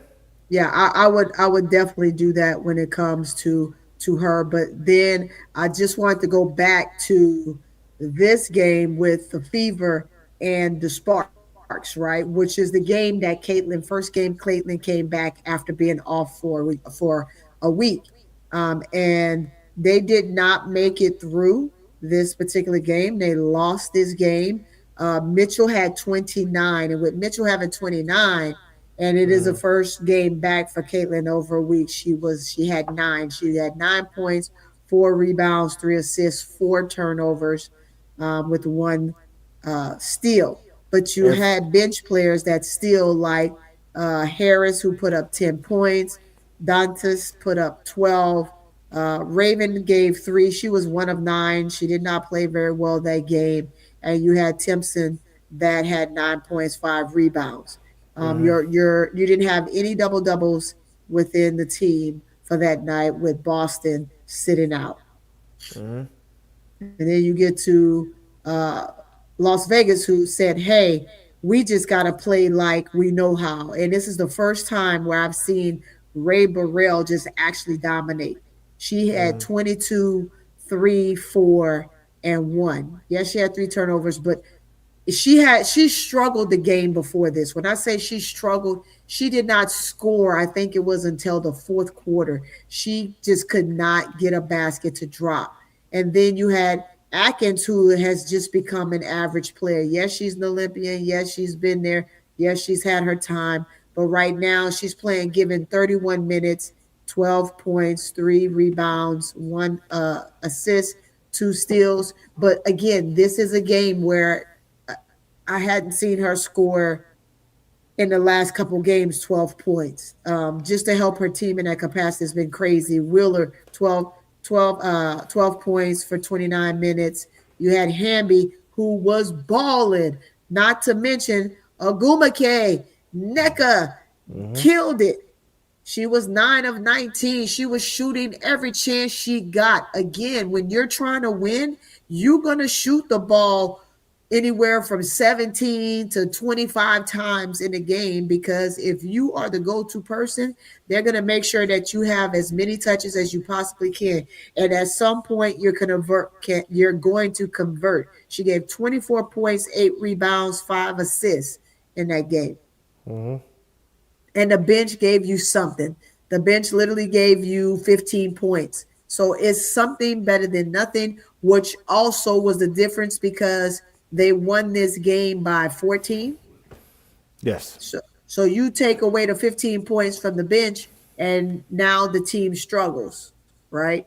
And then you get to the Fever, which we already talked about, Mitchell putting up the 29 points. But the bench, like I said, Harris gave you 10, Dantas gave you 12, Johnson gave you 3, and Timpson gave you 5. So if your bench don't give you these points, you lose worse than this. Go ahead. I.e. revert to the game yesterday with the Mercury with CC out and Boston in. And we talked about that game already, which Boston basically had a really good game. She was 16 of 9, giving 21 points and 9 rebounds. I would say I want to give AC Side Child credit. Yes, Lisa Leslie did work on Angel mechanics. And one of the things that she did do, and I think Angel do this to the very day, was you notice she throw the ball higher off the backboard Right. instead of lower, which is Right. part of her mechanic package. But a lot of times what I'm talking about is when she's in traffic, she reverts to what she already been trained in her mind. And Yeah. that's where her mechanics that flow come in at. She Yeah. go, and that's with anybody. That's just like they'll tell you when a quarterback go to mechanics school, like in various places. They got one in California. They got one, I think Chris Winkie got one in Carolina. They go to mechanics school and they mechanics be, stable, but then when they get in the pocket and you got two defensive ends coming at you, Right. you gonna know where your mind second nature how you do certain things. And that's where when you're younger, if you would have got those things corrected, her mechanics would have been more tightened up. Like somebody like Ocott. Ocott mechanics is A1. Even Yeah. somebody like a Bill Boston, their mechanics is, say smoothed out because they took care of that when they was younger. Mm-hmm. Angel shot a certain way when she was younger. That's why Angel do even when she lay up, she do like the loop layup, like like she throwing a horseshoe. That's how she lay up the ball. You know what I'm saying? But that's her mechanic. Right. No disrespect, but that's her mechanics, and that's just something that she has to work with for the rest of her career. But she still is an effective scorer. She just, her mechanic wise, she might not never be that efficient 50% or better every single season because, like I said again, there's a lot of things that goes against her that will allow her to be that consistent 50% or better based on the circumstances. Yeah. 100%. 100%. I So like it. So I just wanted to give her credit. Yeah, gotta give her credit. Gotta give her credit. And what I want also to add to that, Duval, when we're talking about Angel and just her mechanics and her style of play, if people aren't paying attention, she's improved every year that she's been in the W. Of course. They have to really, really harness in on what she looked like day one versus last year versus now, where she too, even in this season right here, is also being as you would say, readjusted once again from the Yeah. shooting standpoint. So when you're going through that, folks have to understand that you're going to have shooting woes. Yes. So with Semesco readjusting her release for the three ball, these are things that Angel has to do in real time while still trying to play the season. If this is happening before the season and then she can come into the season and give everybody what they want, right? But again, this isn't about what we want. This is about what she wants and what's best for her. But learning a different technique, shooting the ball a little bit higher, taking the arch, the elbow. If you notice the ball, her elbow is different when she shoots outside now. So it's those things that you got to pay attention to, which I follow very carefully because I am a player's player. Like I like to see where they improve, what they look like, their footwork, how they jab, if they're going to jab and go, or they're going to jab and take the shot, what the release looks like, where the positioning of the hand is on the ball, the rotation of the ball, like different things like that is all different changes that is happening with Angel in real time. And so we have to give her time to adjust to that because she just got here. So it's going to take all season for that adjustment to show and it to look as efficient as you want. Now, remember, when we're calling for different coaches and different this and different that, every time we do that and Angel gets a different coach and a different feel, things are going to look different. It's like I'm starting all over again, coach. What you need me to do? So that's another one of those things. AC Sidechild has something for you. No. You do? What you Yeah, got right for me? here. Oh, okay, He I got said, you. Says Duvall, that's true. I think with that, and a lot of players do this who plays in the post, they're taught to power up, even if there's two players on them looking for foul instead of passing out And and repost. reposting. Yeah, Yeah. that of course we again we just alluded to that, AC, which is absolutely true, right? People, when we talk about giving grace, we're not talking about giving grace for a wide open layup that we miss, right? But we're talking about giving grace when we're in there, we're banging, and you've sent three people, right? You at this point, that's where you have to think, okay, I'm going to be smart about this. Am I going to go with it? Am I going to pull it out? Do I think that I can get it? I think I can get it because I can outpower anybody because I'm strong. But she's learning that, okay, no, let's turn, look for the open player. She's learning where the guards are on the floor. So when she turns, that's something else that I noticed of all. She's learning where they are on the floor. So it makes her easy to turn in a direction to where they are, and they're actually there to pass them the ball. Yes. So we got to Yeah. look at those things. And also, if you know, she don't miss wide open layups anymore. She did No. that in 2024. She missed her share. She don't miss wide open layups anymore. So that's a non-issue. Now she Yeah. would miss layups if somebody on her, or she'll miss layups when somebody try to foul her and she playing for the contact instead of playing for, saying to make the basket. Yeah, she'll Right. miss layups when it comes to that, but she don't miss wide open layups anymore.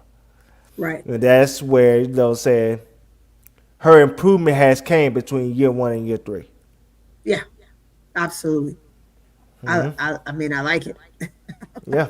That's all I can say. Now we are on the dream itself, right? Because this is ultimately where we are. We already talked about all the other two teams that played yesterday. Now we're on a dream. Let's get the scoreboard up there, and I'm gonna let Duvall go ahead and do his thing. All right. You got scoreboard. Okay, cool. First and Let me know, foremost, you want the dream or you want Seattle? it don't matter. I can talk about the dream first. I want to let people know that the injury report has came out. Angel is questionable. I noticed that every time she was questionable in Chicago, she played. So that is good news. I know there are people that want her to sit out. But if she feeling better today, then that's a good sign, especially if it's questionable, because that's what you got to understand is this, and you know this as somebody that plays sports, or even you being in the military. Absolutely, absolutely. When you twist or hurt Oh, I or tweak believe. your ankle, Yeah, yeah. you don't really feel it the first day. You feel No, it the you don't. next day. That shit hurt The the next next day. day is really the telltale sign if your ankle is really damaged. Yeah, That's when you know if it's a high ankle sprain or a moderate ankle sprain or a low sprain. So obviously, the next day, her ankle maybe had responded to whatever treatment that she has gotten. Because, like I said, she got her own therapist, she got her own trainer, and like I said, she got her own doctors too. Because, like I said, Chicago ain't had yeah, none of that stuff. So she got her own stuff. So I'm pretty sure she's continued that team of people that support, saying her basketball career as of right now. yeah. So that to me that's good news because like I say again, that tells me that she that it didn't feel as bad today that it did yesterday.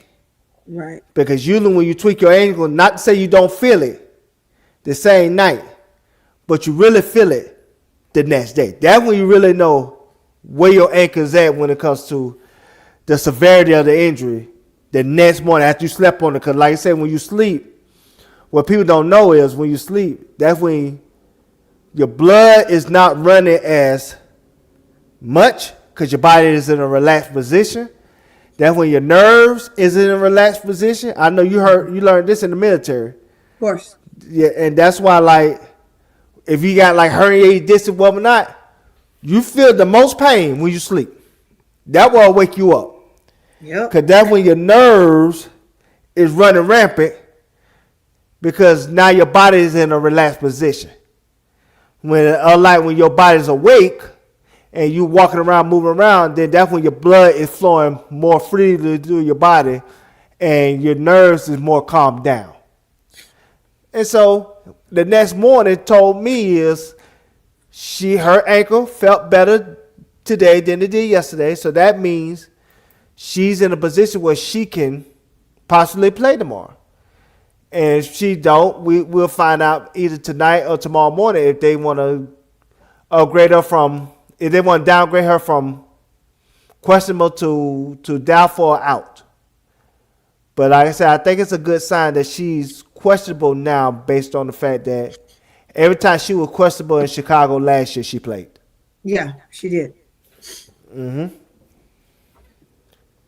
Well, you know what I'm saying? I'm excited for just the dream alone with Angel on there, Duvall. When I think about just, and I know we're talking about her being questionable. Of course, it's gonna suck if she is out for the dream, right? Because they're just putting themselves back in a win column. And they got Portland coming up, and you really don't want her to get in the mist. I would almost say, let's see how it goes. Let her come off the bench and see how it goes, right? But that's just me. And if she feels good and she wants to go, let her go. She's a warrior, and that's what she does. I think that her move, and I want to talk about her move, and I know we talked about it before on the other channels, but her move to the dream was something that was extremely needed in order for her to be the best player that she could possibly be. I think that being where she was afforded her to play in certain capacities, but giving her the opportunity to play in this realm with players that can get her the ball is actually something that she's been asking for with throughout her entire time. What are you talking about, AC Side Town? I guess he catches summer league. But have a good night, my brother. Peace out. Yeah, thank you for becoming a member. I appreciate you really and truly, AC Side Town. And anybody else, I am looking right now. We're gonna pause for a few minutes, and you guys need to go hit the like button. I am checking right now, and I need you to hit the like button. It's decent, but I need more. It's decent, but I need more. And I know it's Friday. Fridays is one of those typical days where everybody's just off doing their own thing. They've been up on social media all week, and Friday is typically one of those days where it can end up being a really slow day, but not as slow because of what I'm looking at right now. I think I should have the same amount of thumbs up as I'm looking at views in this chat. But and hype the Angel video being at. here, yeah, go ahead. I was gonna say hype the video after the live is concluded. You can hype it in Yes. the comment section. Yes, That absolutely. way it Absolutely. get in the algorithm. Please Yeah. put me in the algorithm, y'all. It's up to you. I need you to put me in the algorithm. I need to be up there. I need to be with the big baller shot callers. Go ahead and hit that hype button. Even if you don't stay the entire time, come back, take a look at the video where you left off. Even not, just go ahead and hit the hype button. I appreciate it. Now tell me where you want to go with this, and that way we could attack it in the way you see fit. Okay. So now after dealing with the dream and them putting I don't want to say belt to ass, but they actually played a really decent game considering the way Yeah. they've been playing. I'm gonna give, of course, we're always gonna give big ups to Gray. Gray is one of your older players. Do you think that with Gray being one of the older players, the Vol, will they look for someone younger that will be able to replace her? Should she? I mean, she still have a couple more years. She still have a few more years in the league, right? Because she's Yeah. still balling. But say she decide to wing out in the next 3-4 years, the Dream should be looking for the next talent. Am I correct? They always should be looking for the next time for Alicia Gray, because Alicia Gray is what, 32 now. Yeah. And so Either she 32 or 30. Check confirm that. I think. Let me go ahead and look it up. I'll look up her age real quick. I could I tell think you. she's 32. But if that's the case, then you know what I'm saying, you need to find the next person because, like I say again, even though her game ages well, because she can shoot, and so when you Yes, can shoot, you could probably add a couple more years to your career that you probably wouldn't normally have she's if you're not a 31. shooter. 31, okay, so Yeah, she's still getting up there. So she got this year, then she got 2 more years off the new deal that she just got, yeah, and so yeah, they need to look for a replacement and have somebody in the wings because Ryan Howard and Angel Reese should be together for the next 5 years because Ryan Howard should be 26 and Angel is 24. And so yeah, they should be together for the next 5 years at minimum. If yeah. Angels Warren decide to Howard's 26. Yeah, mm-hmm. and Angel's 24. Yeah, So if Angel decide to resign with the Dream, which I wouldn't imagine that she wouldn't, but if she does decide to resign with the Dream, her and Ryan Howard could be together for the next 5 years. And they need to start looking for a replacement for Jordan Canada because, like I said, Jordan Canada is in her 30s as well, yeah. I Nas believe. is 26 as well. You know, Nas and Ryan Howard are your oldest players on this team. Yeah. And Jordan Canada, You what? She said Jordan 31? Canada. I think she either 30 or 31. Let's see, Jordan Canada is 30. Yes, she's 30. So you got two older players on that team. You got your PG and you got your three guard that are over 30. So you're going to start needing to look for a replacement for her, too. Because I Yeah, don't know yeah, if her game going to age like somebody like Skylar Dickens. But we'll right. find out. We'll, say, Yeah, plus, say yeah, somebody with Jordan Canada always been injury prone. So she hasn't been injured this year, which is good, but she usually been injury prone throughout her career. So that's something to always monitor. So you can't really bank on her and her body to hold up, within the next 3 to 4 years. You can't. So you right. always got to plan for, the exit strategy.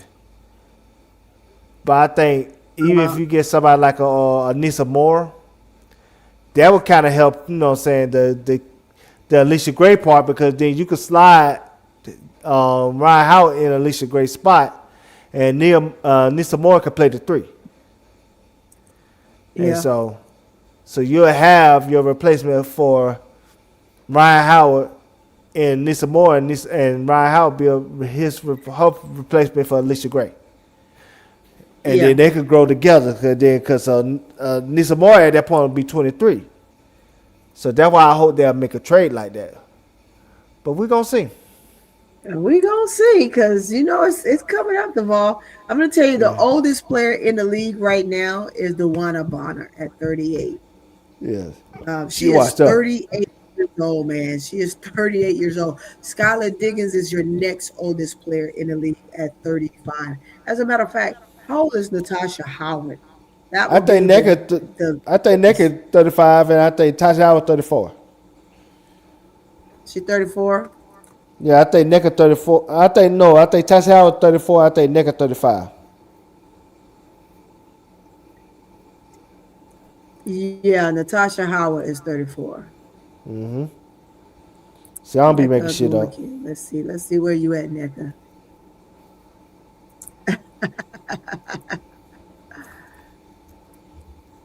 Neka Gumake, where you at?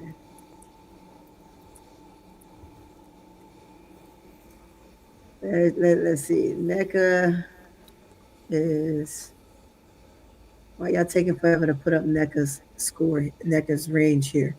I'll pull this down. Let's see. My.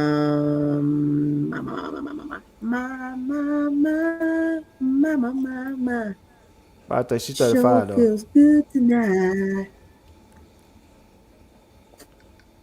Let's see. I'm gonna go to it right now. That's not what I asked for. You're giving me the wrong thing. Let's see. But I do believe that the oldest player is Dewana Bonner. Yeah, she the oldest. Juana Big Ball Bonner. Yeah, she is absolutely the oldest player on the team. Mm-hmm. All right, let me get to her. I don't know why it's taking this system so long to get me there. It's about to tick me off. Yeah, she's 36. NECA. Yeah, she's 36. NECA is 36. So yeah, your oldest player. So your second oldest player is NECA. So it's Bonner, Necker, Skylar. Mm-hmm. That's And then your Todd Howard that's after your that. 38, your 36, your Natasha Howard is after that. She's 34. Skylar being 35. It's Oh, we crazy. forgot about Sloot. Sloot Somebody, 37. oh, we talk about old Sloot. Oh, Vander Sloot. V And it Sloot. said Let's see. Alicia Where we Clark is at? V Sloot. 37. Let's double check. Yeah, Sloot Well, we know 37. Clark is up there. I kind of forget about her sometimes since she's just kind of the role player. But I guess we shouldn't forget about her because she is in the league, nevertheless. So we definitely can't forget about her. Vandersloot age is why y'all do that? Yep, she is definitely 37. So yeah, I mean, how long do you think they play? Vandersloot says she could play forever. Do you think she could play forever? I don't think she can play forever, but I understand why she feel that way. Cause her game is more, say just being a passer, and so like I Uh-huh. said, she could still get into the lane and really dish it off to the people she need to dish off to. Yeah, she could really like stretch, say stretch the years of her career. She can't Yeah. be somebody She's that can carry actually the scoreline. 38. So no, Vandersloot Sloop, is 38. So Sloot is 38 along with Bonner. I just pulled it up. Yeah. She is 38. Is 38 years old. Was born in 87. So yeah. yeah, It's she crazy. They're up there, man. They're up there. They are freaking up there. I they old. just I don't know. Yeah, they are definitely up there, man. Clark, nope. The oldest player, I take it back, Duvall. Alicia Alicia Clark. Clark is 39. Damn. Dang. Y'all, what we doing? Oh, y'all want me to check Brittany Griner? I forgot old damn Brittany. Brittany is I don't think Brittany is Brittany old because she's in the 2013 class. Brittany was in at 13. Let's see. Griner. Let's just get everybody age so we know everybody age. She's 35. Yeah, I didn't think she was older than no. Yeah, she's 35. She was born in 1990, y'all. She was born in She was in 1990. Don't do it like that. She was born in she was in the 1990. I want to say the Skylar Diggins, her and Ma Moore class. Yeah, that's a Yeah, great class. yeah. That's a great class. Look, I think once these players, so the ones that I wanted to name the ones that are your older players in the league. You cannot put Asia and Fee in there. They got so much more time to play. They still got they got a good 7 to 8 more years to play in their legs unless they decide, hey, I want to end up on the fresher side of things and call it quits. Of course, at any time, Asia can do that whenever she wants. Same thing with Fee. They're in great positions financially, just things like that. I think right now all the ladies will put themselves in a prolific way now that they're able to make money. It says, Tony, you have added dinosaur years to Sloot age. Hey, I'm just saying, man, that's what it says. That's how old she is. But I mean, sometimes you just got to look at a person's face and you can tell that they're up there, right? And no shade to Sloot, but Sloot is looking old. Yes. Who else is looking old is Brianna Stewart. She's looking a little older than Sloot, but yet she's younger than Sloot. So sometimes you just can't judge. That's why I Yeah. said that. I want to look it up. You can't. You just can't judge. Sometimes stress will kill. Stress will make you look older than what you truly actually are because of the stress in your life. That's why I said life is always easy. You should never allow anybody to take you to a place in your life where you are stressed because life is not stressful. It really and truly isn't. People make things more than what they are. And I'm a firm believer in keeping my life calm and stress free. Of course, How keep it about at you, peace. Devon? Yeah. Yes, I do keep it at peace. Hmm. Now, we went through that for a moment to talk about Angel. Do you have anything else about the dream, Deval? I like their style of play they played last night. You know they were still 6 for 26 from 3 point range, but the way they played last night, you could tell it was intentional, as far as getting the ball to the Uh-huh. bigs and doing a lot of pick and roll action. Yeah, I think that is something that's needed. I yeah. think that Carl Smesco is finally figuring out that he need to play to his personnel, and I'm glad that he made the necessary Mm. adjustments to really, do what it takes to like put these players in a position to succeed. So I think Right. for that standpoint, it allowed the Dream to play their game, and they look like a team that really took care of business. And so Yeah. I'm appreciative of that. Oh yeah, there's a couple more things I gotta add. One, if we Uh-huh. talk about people around the game last night. First of all, Kim Mulkey looked like she smoked one too many Newports. You cut the Newports out. Cut the Newports out, Kim Mulkey. You took one too many. You puff pass. You know what I'm saying? You took one too many Newports.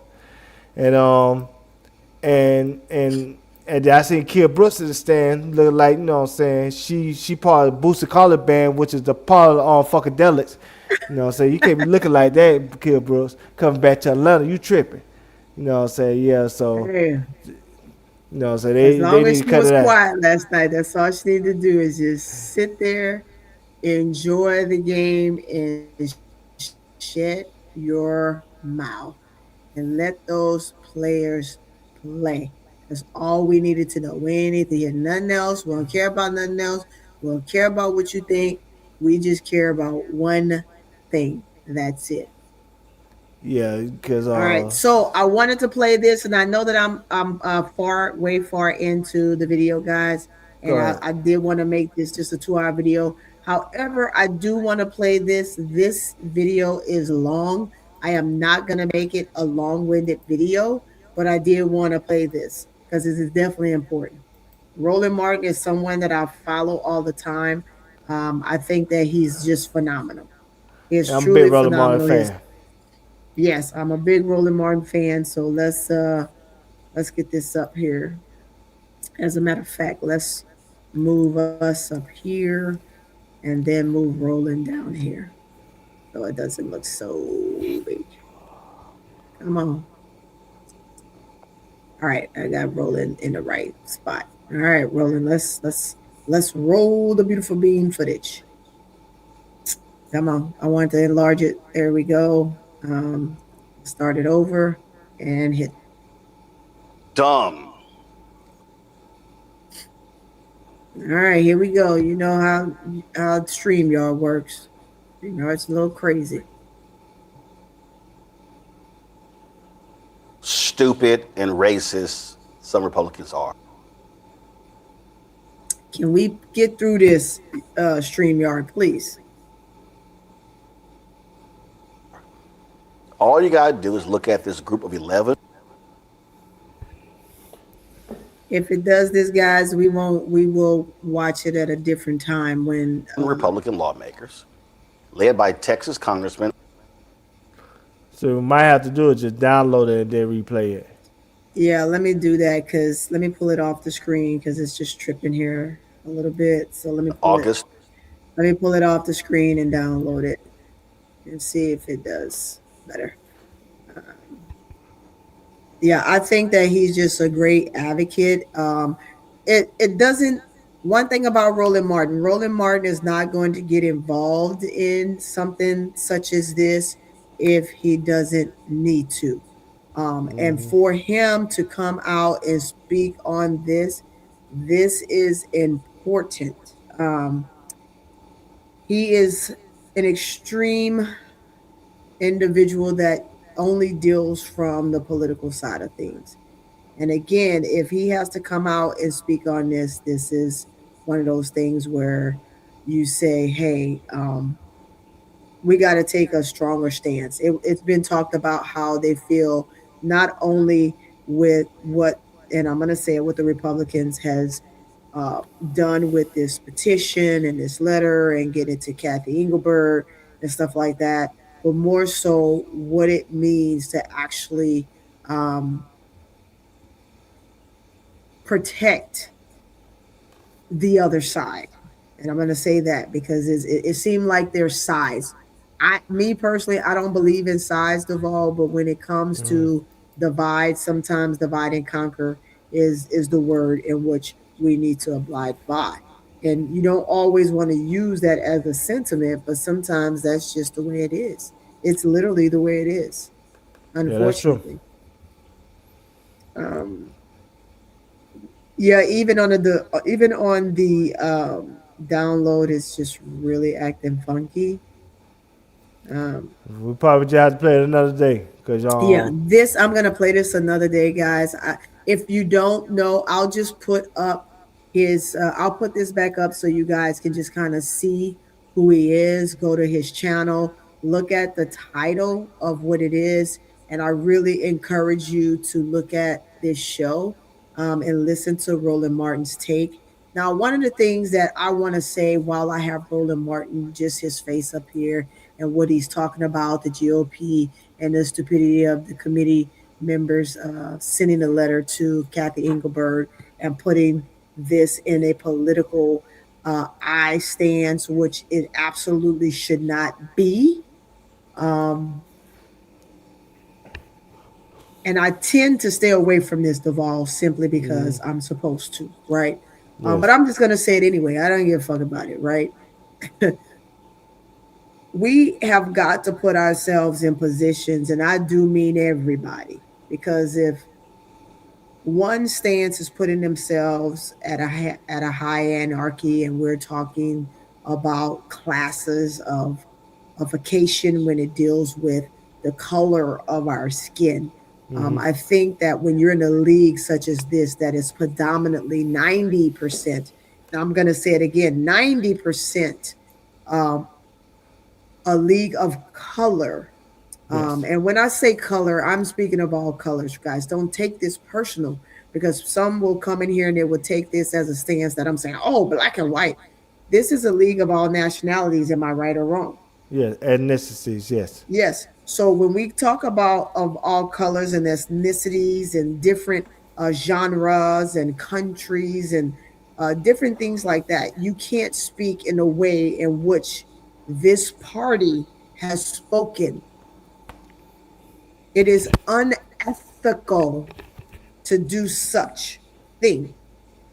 But because they feel empowered to do so with the administration in which we're in, um, it has to be more than just some random person such as myself or Duvall or Keish or anybody in just a social media world that's not as big as someone like Roland Martin. He is big. When I say big time, big news, it gets everywhere. Folks call him. He doesn't hold his tongue in realms of what he needs to talk about and what's important. I think this getting to someone like Roland Martin, Duvall, is something that is major.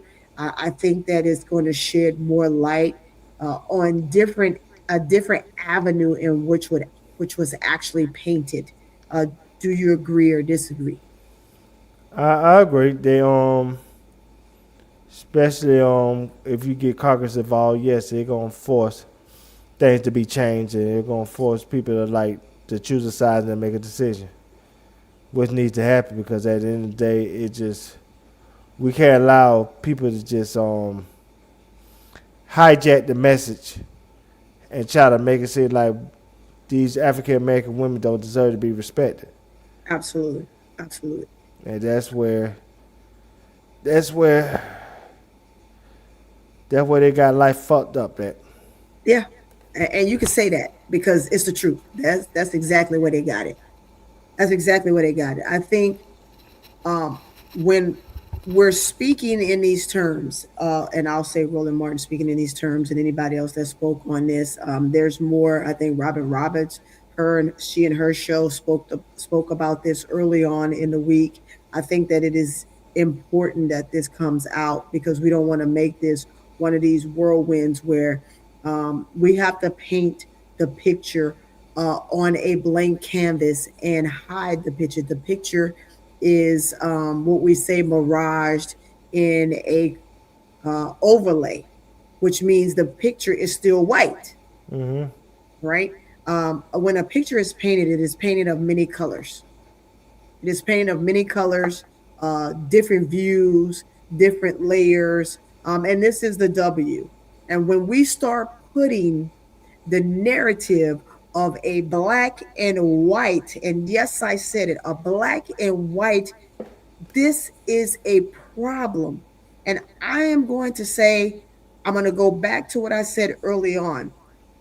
I, I don't believe that this is something that Caitlin Clark asked for, but it is not also going to be her willingness to come out and say something on it because of how it allows her to make the money that she is making, which, i.e., is a problem for the ladies in which you play with, not just against. It is a means of who you play with. And that becomes a danger for these players, Duval, in my opinion. I And 100% agree. I don't see why you bring something of a sort in the realm of sports and then tell them still play accordingly, play nice. You Yeah, can't let it in, but it's there. So tell me, Deval, what do you think, in your opinion, should be should be done in this realm? And I'm not going to say there was some other choice words that I was going to use, but I'm going to say should be done in this situation, right? Moving forward. like I said, the most important thing should have been done was Caitlin Clark being a woman and denounce all this situation. And she Mm-hmm. would have done that, I think we would be a lot further along with this racism that's, hovering around the league. But she's Yeah, not going to do that because she's going to think about her bottom line first. And like I said, she can always use her fan base as a weapon to get stuff that she don't even deserve at times. I And know. that's just the truth. That's, Oh man, this is wild. This is a wild one. I, I and I know that you like. I like the fact that you come up here. You're really, really honest. You give a great opinion. I do appreciate MSL. MSL got a lot of information that he puts out, and I just don't think that everybody can kind of soak in a lot of his information. But he talked about this a while ago, right? And now that it is actually physically here, people are like, you don't know what you're talking about, and da, da, da. Now that it's here, and it's like you don't want to sit and say I told you so, right? no. But it's we saw it coming, and when you see it coming and you can't debunk it, we still got to realize that this is a 24-year-old girl that does not have the same frame of mind of someone of Angel, and I'm using that because Angel has had to deal with this already. Angel has had to go with this already. Angel has years of this behind her already, right? Whereas now this is something that's new to Caitlin.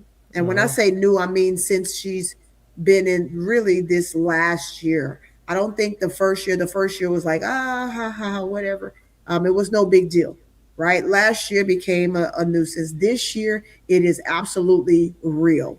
It is real and it is powerful and it is something that has to be addressed in a manner where these ladies feel comfortable and secure with playing in this league. That's the truth. And that's all I can say on that. And I don't think that uh, Caitlin is really ready for that. i.e. is why that it's she had to take a week off. It's like a mental thing, trying to get adjusted to and understanding it. And yes, she spoke on it.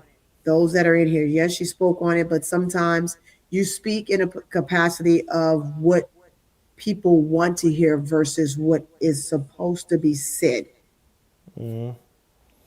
That's true. And that's just like I said, that's just something she have to navigate. But I think as of right now, she's just not doing what's right for those women. She making it harder for herself, and she making it in a way where yes, people gonna play nice because they know that you have a fan base that can really give somebody a hard time. But you know, what I'm saying they not gonna really be genuine towards you. Right. They like my mama always say they go feed you with a long spoon. Yeah. And if you don't want that, you know what I'm saying, you guys do what's right. You guys speak on what's right. Don't just say, hey, I denounce racism. Denounce the people that be using your name as racist rhetoric. Yes. Denounce Yes. that. Once Yes. you do that, people, you know what I'm saying, people will take you seriously. Yeah. If you take it in that realm, I totally agree with you, Duval. I think that it can work itself out. And again, I know that the ladies are working in a capacity to try to tune out everything, but it's something that when it comes to colorism, you can't wipe it. You can't ignore it. It's there, and they still have to play through it, which is tough. I hate that for them. I hate that for every last one of them, including Caitlyn, right?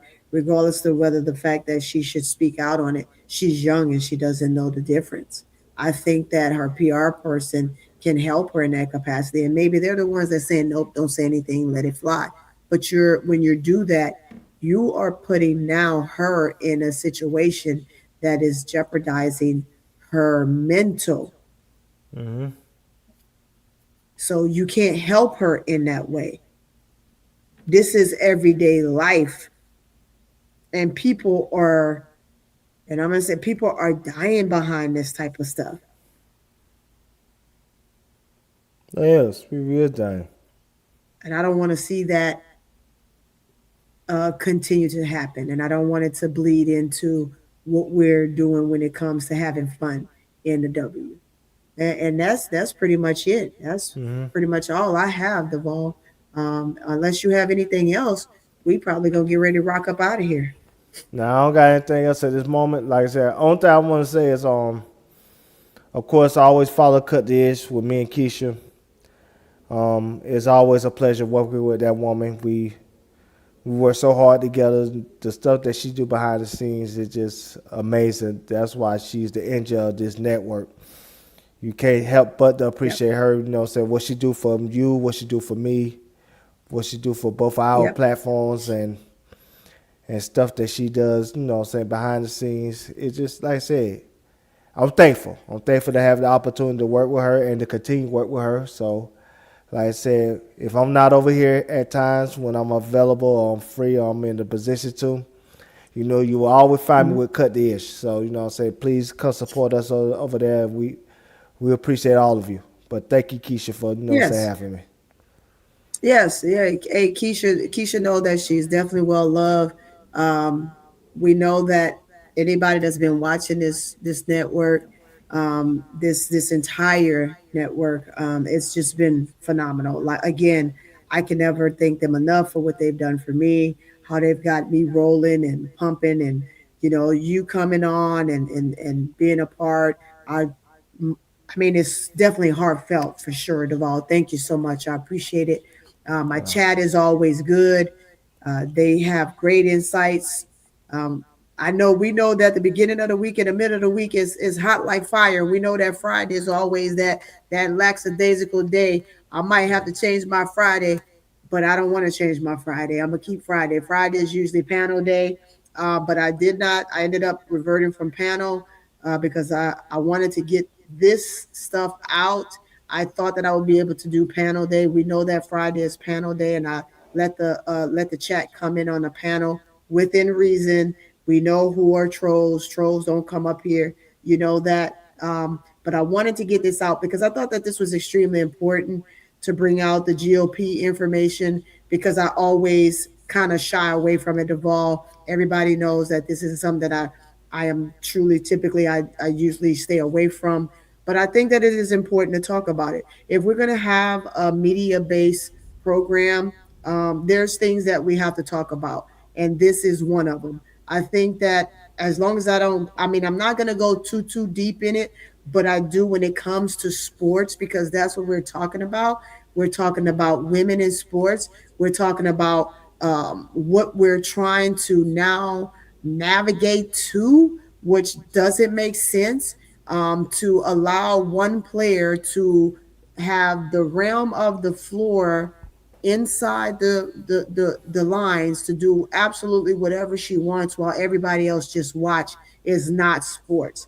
It was something that will never happen.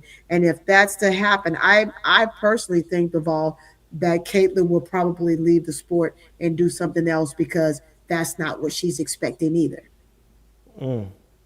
I think that she's expecting to have a special whistle, of course, right? When you are what they would call the franchise player or the leader or the GOAT as Asia Wilson or someone like Nafisa Collier, Brianna Stewart, just a few to name a few people, you want to be able to have a particular whistle. And rightfully so that happens. We get that, but it shouldn't be all the time, and it should be within the realm of the game. If it doesn't fit within the realm of the game, then you don't get that whistle. And so, for those that are on the outside, I'm going to tell you, you individuals that signed this petition for to Cathy Engelbert, to an extent was great. And I showed that video. Keisha showed. I sent that video to Keisha. We showed it yesterday on Full Court Trio. If you have not seen it, please go to Full Court Trio, watch the show, hit the hype button so you can hype that video, get that video up in front as well. But we showed it yesterday that yes, some parts of the letter is something that is definitely deemed that should be looked at, right? When it comes to the way the referees are calling the game. And I know someone said in a comment, and I'm just going to bring it up real quick, that, well, you guys say that they're not blowing the whistle fairly to Angel. They're absolutely not. We know that, right? Because she gets hammered, beat down, and this is what we're talking about. We have one or two instances that happens with Caitlin, and the world ends. But someone like Angel gets drugged down, yanked out, choked out, flipped out, and we don't get a call. So yes, that is a conversation, right? You have other players, Khalil Copper. She got hit in the throat by Aaliyah Boston. She was not ejected, right? Did she get a flagrant? I it's one of those things where she still played the whole game. So to me, no, she didn't. If she did, it wasn't severely enough to get her kicked out of the game. Well, she should have been kicked out of the game. It's within the same realm of the game, right? So calls have to be made the right way. So that part of the leather, I'm gonna say I agree with. But just to put it out there, period, and label it as though as if it's for only one player and because the other players are black and they're attacking her is a problem for me. I have an issue with that. And everyone in this world and in this country should have an issue with that. And because you don't have an issue, those that don't, I feel sorry for you. I really feel sorry for you because you're the same person that can be laying on the side of a road one day and need the help of me, need my assistance. And I'm going to use this as an example. We had a church van, Duvall, of Christian-based group that was headed to Corpus Christi. They drove through San Antonio, and some of the students had license and was able to drive because the chaperones, I guess, got tired. So one of the students was driving, whatever, blah, blah, blah. Guess what? That entire van flipped over. That van opened up like a can opener. Guess who was there to help? Myself. I have my license to be able to assist in any medical capacity. And if I were to drive by and not offer my assistance, that is a knock on my search, right? So it was myself, it was a medical physician. We're close to SAMC, which is right here in San Antonio. We're off of I-37. The van opens up like a can opener. We have to assess everybody in there. It was a very, very sad sight. It is something that still sticks with me to this day. But at the same time, I was able to do my job. Do you, GOP members, want someone like me coming to save your life in that instance because I should or I shouldn't because of the color of my skin? You tell me that. Because I could drive by, but then I took an oath, and my oath warns me to help you in your time of need, regardless to the situation in which we're in this country right now.